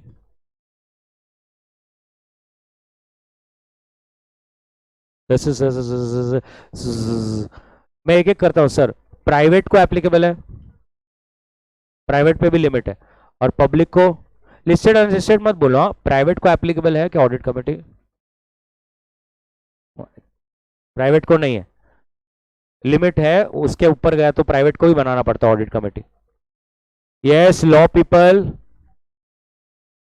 लोग पीछे देख रहे, मेरे को नहीं मालूम लॉ कौन है। प्राइवेट कंपनी को ऑडिट कमेटी बनाना है नहीं बनाना? आयुष, नो,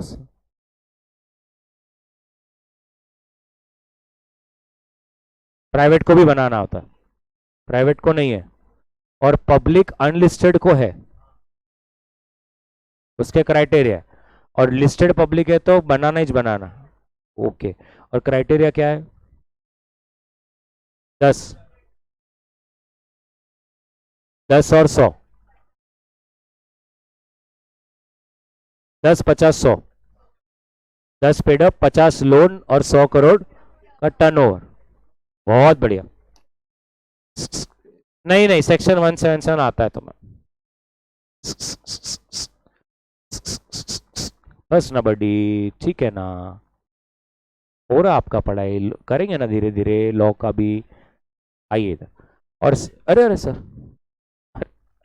अरे, और फोर्थ सेक्शन है सेक्शन 149। बट आपको तो इंटर में आखिरी सेक्शन कौन सा था? 148। तो आप जब फाइनल में जाएंगे ना, आपका 149 से जो पहला चैप्टर होगा वो होगा बोर्ड ऑफ डायरेक्टर्स। तो वहां पर the company and the independent directors shall abide by the schedule 4 which lay down the code for independent directors, और उसमें इंडिपेंडेंट डायरेक्टर्स को सेटिस्फाई करना है कि हाँ आईएफसी जो है वो सबसे बराबर चल रहा है। तो ऐसे 4 सेक्शंस के हिसाब से आईएफसी की रिपोर्टिंग होती है। सेक्शन 134 में बोर्ड ऑफ डायरेक्टर्स अपने डायरेक्टर रिस्पॉन्सिबिलिटी स्टेटमेंट में, ऑडिटर सेक्शन 143 के ड्यूटीज के हिसाब से, सेक्शन 177 में ऑडिट कमेटी कंफर्म करती है, और 149 में इंडिपेंडेंट डायरेक्टर्स को अपने कोड ऑफ कंडक्ट में ये क्लियर लिखना पड़ता है कि हमको भी लगता है कि ये एडिक्वेट है। तो वो सबसे बोल के ले रहे हैं, बाद में कुछ हुआ तो सब कुछ साथ में लेके जाते हैं वो। परफेक्ट एवरीबडी, यस और नो? नाउ 2 मिनट, हाँ, I have to skip 2-3 questions, wait. हाँ, अब मेरे को पहले ये बताओ, ये क्वेश्चन मेरा हो गया है क्या?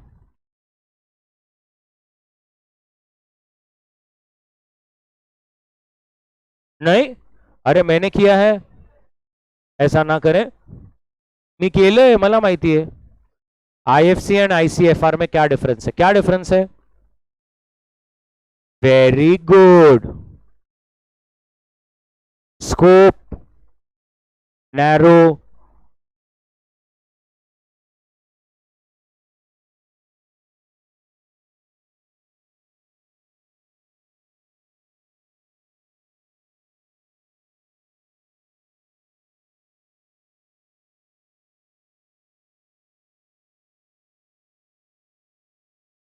ये क्वेश्चन हमने पहले भी किया हुआ एक बार. ये इधर हुआ था कि कोई दूसरे चैप्टर में, मुझे वो याद. दूसरे चैप्टर में. एक बार बताइए ना कहां हुआ था. कोई तो भी चैप्टर का लास्ट क्वेश्चन था बोल रहा हूं. मैम पेज नंबर बताइए. पेज 143 का.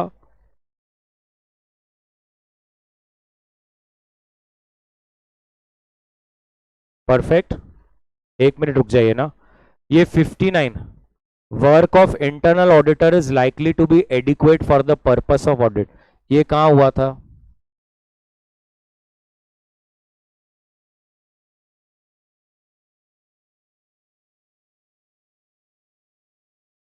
किया है 610. 610 इंटरनल ऑडिटर. इसका भी पेज नंबर किसी को बोल दो. बट आपको क्वेश्चन से याद नहीं आ रहा क्या कि इंटरनल ऑडिटर का वर्क पे अपन ने डिपेंडेंट रहना कि नहीं, उसके लिए अपन ने किन बातों पे ध्यान रखना? अब इधर देखो ये वाला. स्टैट ऑडिटर और इंटरनल ऑडिटर का रिश्ता ये हुआ है क्या? बड़ी तेरे दिमाग में वो याद नहीं है क्या? दो हमारे रास्ते एक है, बट हमारी मंजिल जो है वो अलग अलग है. अगर स्टैट ऑडिटर सेटिस्फाइड है तो वो आपके काम को यूटिलाइज करेगा. अरे यस और नो? और स्टैट और इंटरनल ऑडिटर में कॉपरेशन रहना चाहिए. जबकि वो दोनों शेयर होल्डर को ही रिपोर्ट करते हैं कि दोनों अलग अलग व्यक्ति को रिपोर्ट करते हैं? इंटरनल ऑडिटर किसको रिपोर्ट? Very good. तो यस, मैनेजमेंट इंटरनल ऑडिटर और शेयर होल्डर को स्टैट ऑडिटर करता है. यहाँ पे उन्होंने बोला है सेटिस्फाइड रहा तो तू मेरे काम को यूज कर. यहाँ पे क्लियरली क्या बोला था? आप अगर एक एक चीज देखेंगे, पहला पॉइंट कहता है सेक्शन 138 के हिसाब से इंटरनल ऑडिटर की अपॉइंटमेंट होती है, लेकिन स्टैट ऑडिटर तो कंपलसरी हो जाता है, वो तो ऑडिट करना ही पड़ेगा. लेकिन इंटरनल ऑडिट करना है कि नहीं है सेक्शन 138 में जाके देखना होता है. तो स्टैट ऑडिट तो कंपलसरी है, बट इंटरनल ऑडिट करना के नहीं है सेक्शन 138 है. तो पहले तो ये जो पहला पॉइंट है किस पे बात करता है? एप्लीकेबिलिटी. फिर ये दूसरा किस पे बात करता है? स्कोप ऑफ वर्क, जिसमें वो दोनों क्या बोलते हैं कि अपना जो ऑब्जेक्टिव है, अरे यस और नो, वो अलग है, बट जो काम करने का तरीका है वो सेम है. जो मैंने रेड में अंडरलाइन किया, क्या आपने उसको पढ़ा? यहां पर इसीलिए कह रहे हैं much of the work of internal auditor is useful to stat auditor. तो स्कोप ऑफ वर्क में आपको वो बॉलीवुड का लाइन देना है, रास्ते एक बट मंजिल अलग अलग. Objectives are different but the audit procedures that we have to adopt is same. और वो बॉलीवुड का उल्टा डायलॉग है क्या? रास्ते अलग है बट मंजिल एक है. ओके, अपना इधर ऐसा अलग है भाई. मेरे को डर लगता है तुम अलग लिख देंगे. अब देखो, वो और अपन दोनों ऑडिट प्रोसीजर ही करते, बट उसकी रिपोर्टिंग और अपनी रिपोर्टिंग में फर्क है. ओके, वो तुम्हारे बॉलीवुड में वो एंड में मिलते, अपने को इधर एंड में सेपरेट होना है. ओके. अरे क्या बच्चे है बाबा. नहीं नहीं, ये तो बात सही. और आपका थर्ड पॉइंट कहता है अगर सेटिस्फाइड रहा तो वो उसके काम का इवैल्यूएशन जो है वो यूज करेगा, नहीं रहेगा तो वो नहीं करेगा. बताइए क्या उस टर्म को क्या बोलते थे जहां पर स्टैट ऑडिटर इंटरनल ऑडिटर को बोलता था मेरे इशारों के हिसाब से कर? Direct assistance. यस. ओके. अभी वो लास्ट में हम लोग टेस्ट ऑफ डिटेल्स और सब्सटेंसिव ऐसे बहुत बार बात की है, सबको पता भी है उसके अंदर क्या है, बट कहीं पे डेफिनेशन नहीं थी तो ये लास्ट में डाली है. मेरे को बताइए टेस्ट ऑफ डिटेल्स में क्या आता है और एआरपी? तो पहले प्लीज अंडरलाइन कीजिए ना, वाउचिंग एंड वेरिफिकेशन. ये एग्जाम्पल दे रहे हैं यहाँ पे. परचेस का बिल चेक करना, ये किसका एग्जाम्पल है? वाउचिंग का। और ये जो एग्जाम्पल है वेरिफिकेशन का। तो verification of asset as well as liability, इसका बैलेंस शीट पे फोकस होता है, वाउचिंग का फोकस पीएनएल पे होता है, वेरिफिकेशन का फोकस बैलेंस शीट पे होता है। ये सिर्फ एग्जाम्पल ही दिया है उन्होंने, दोनों में एग्जाम्पल है ये।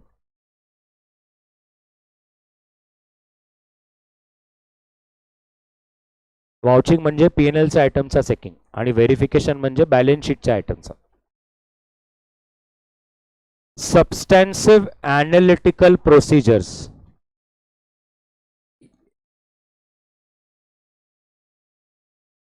एक बार चेक करो क्या ये डेफिनेशन है क्या? डेफिनेशन याद ही नहीं है ना? देखो ना डेफिनेशन ही है क्या वो डिट्टो?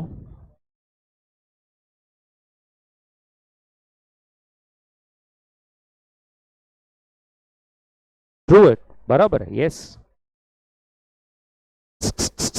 अरे डेफिनेशन ही है क्या ये? इसका मतलब क्या है, कौन बताएगा?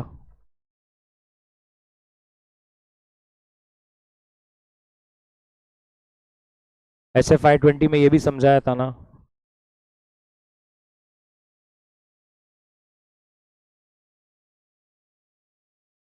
याद है ना? आप पहले एक मेट्रिक रख लेते हो कि इतना आना चाहिए।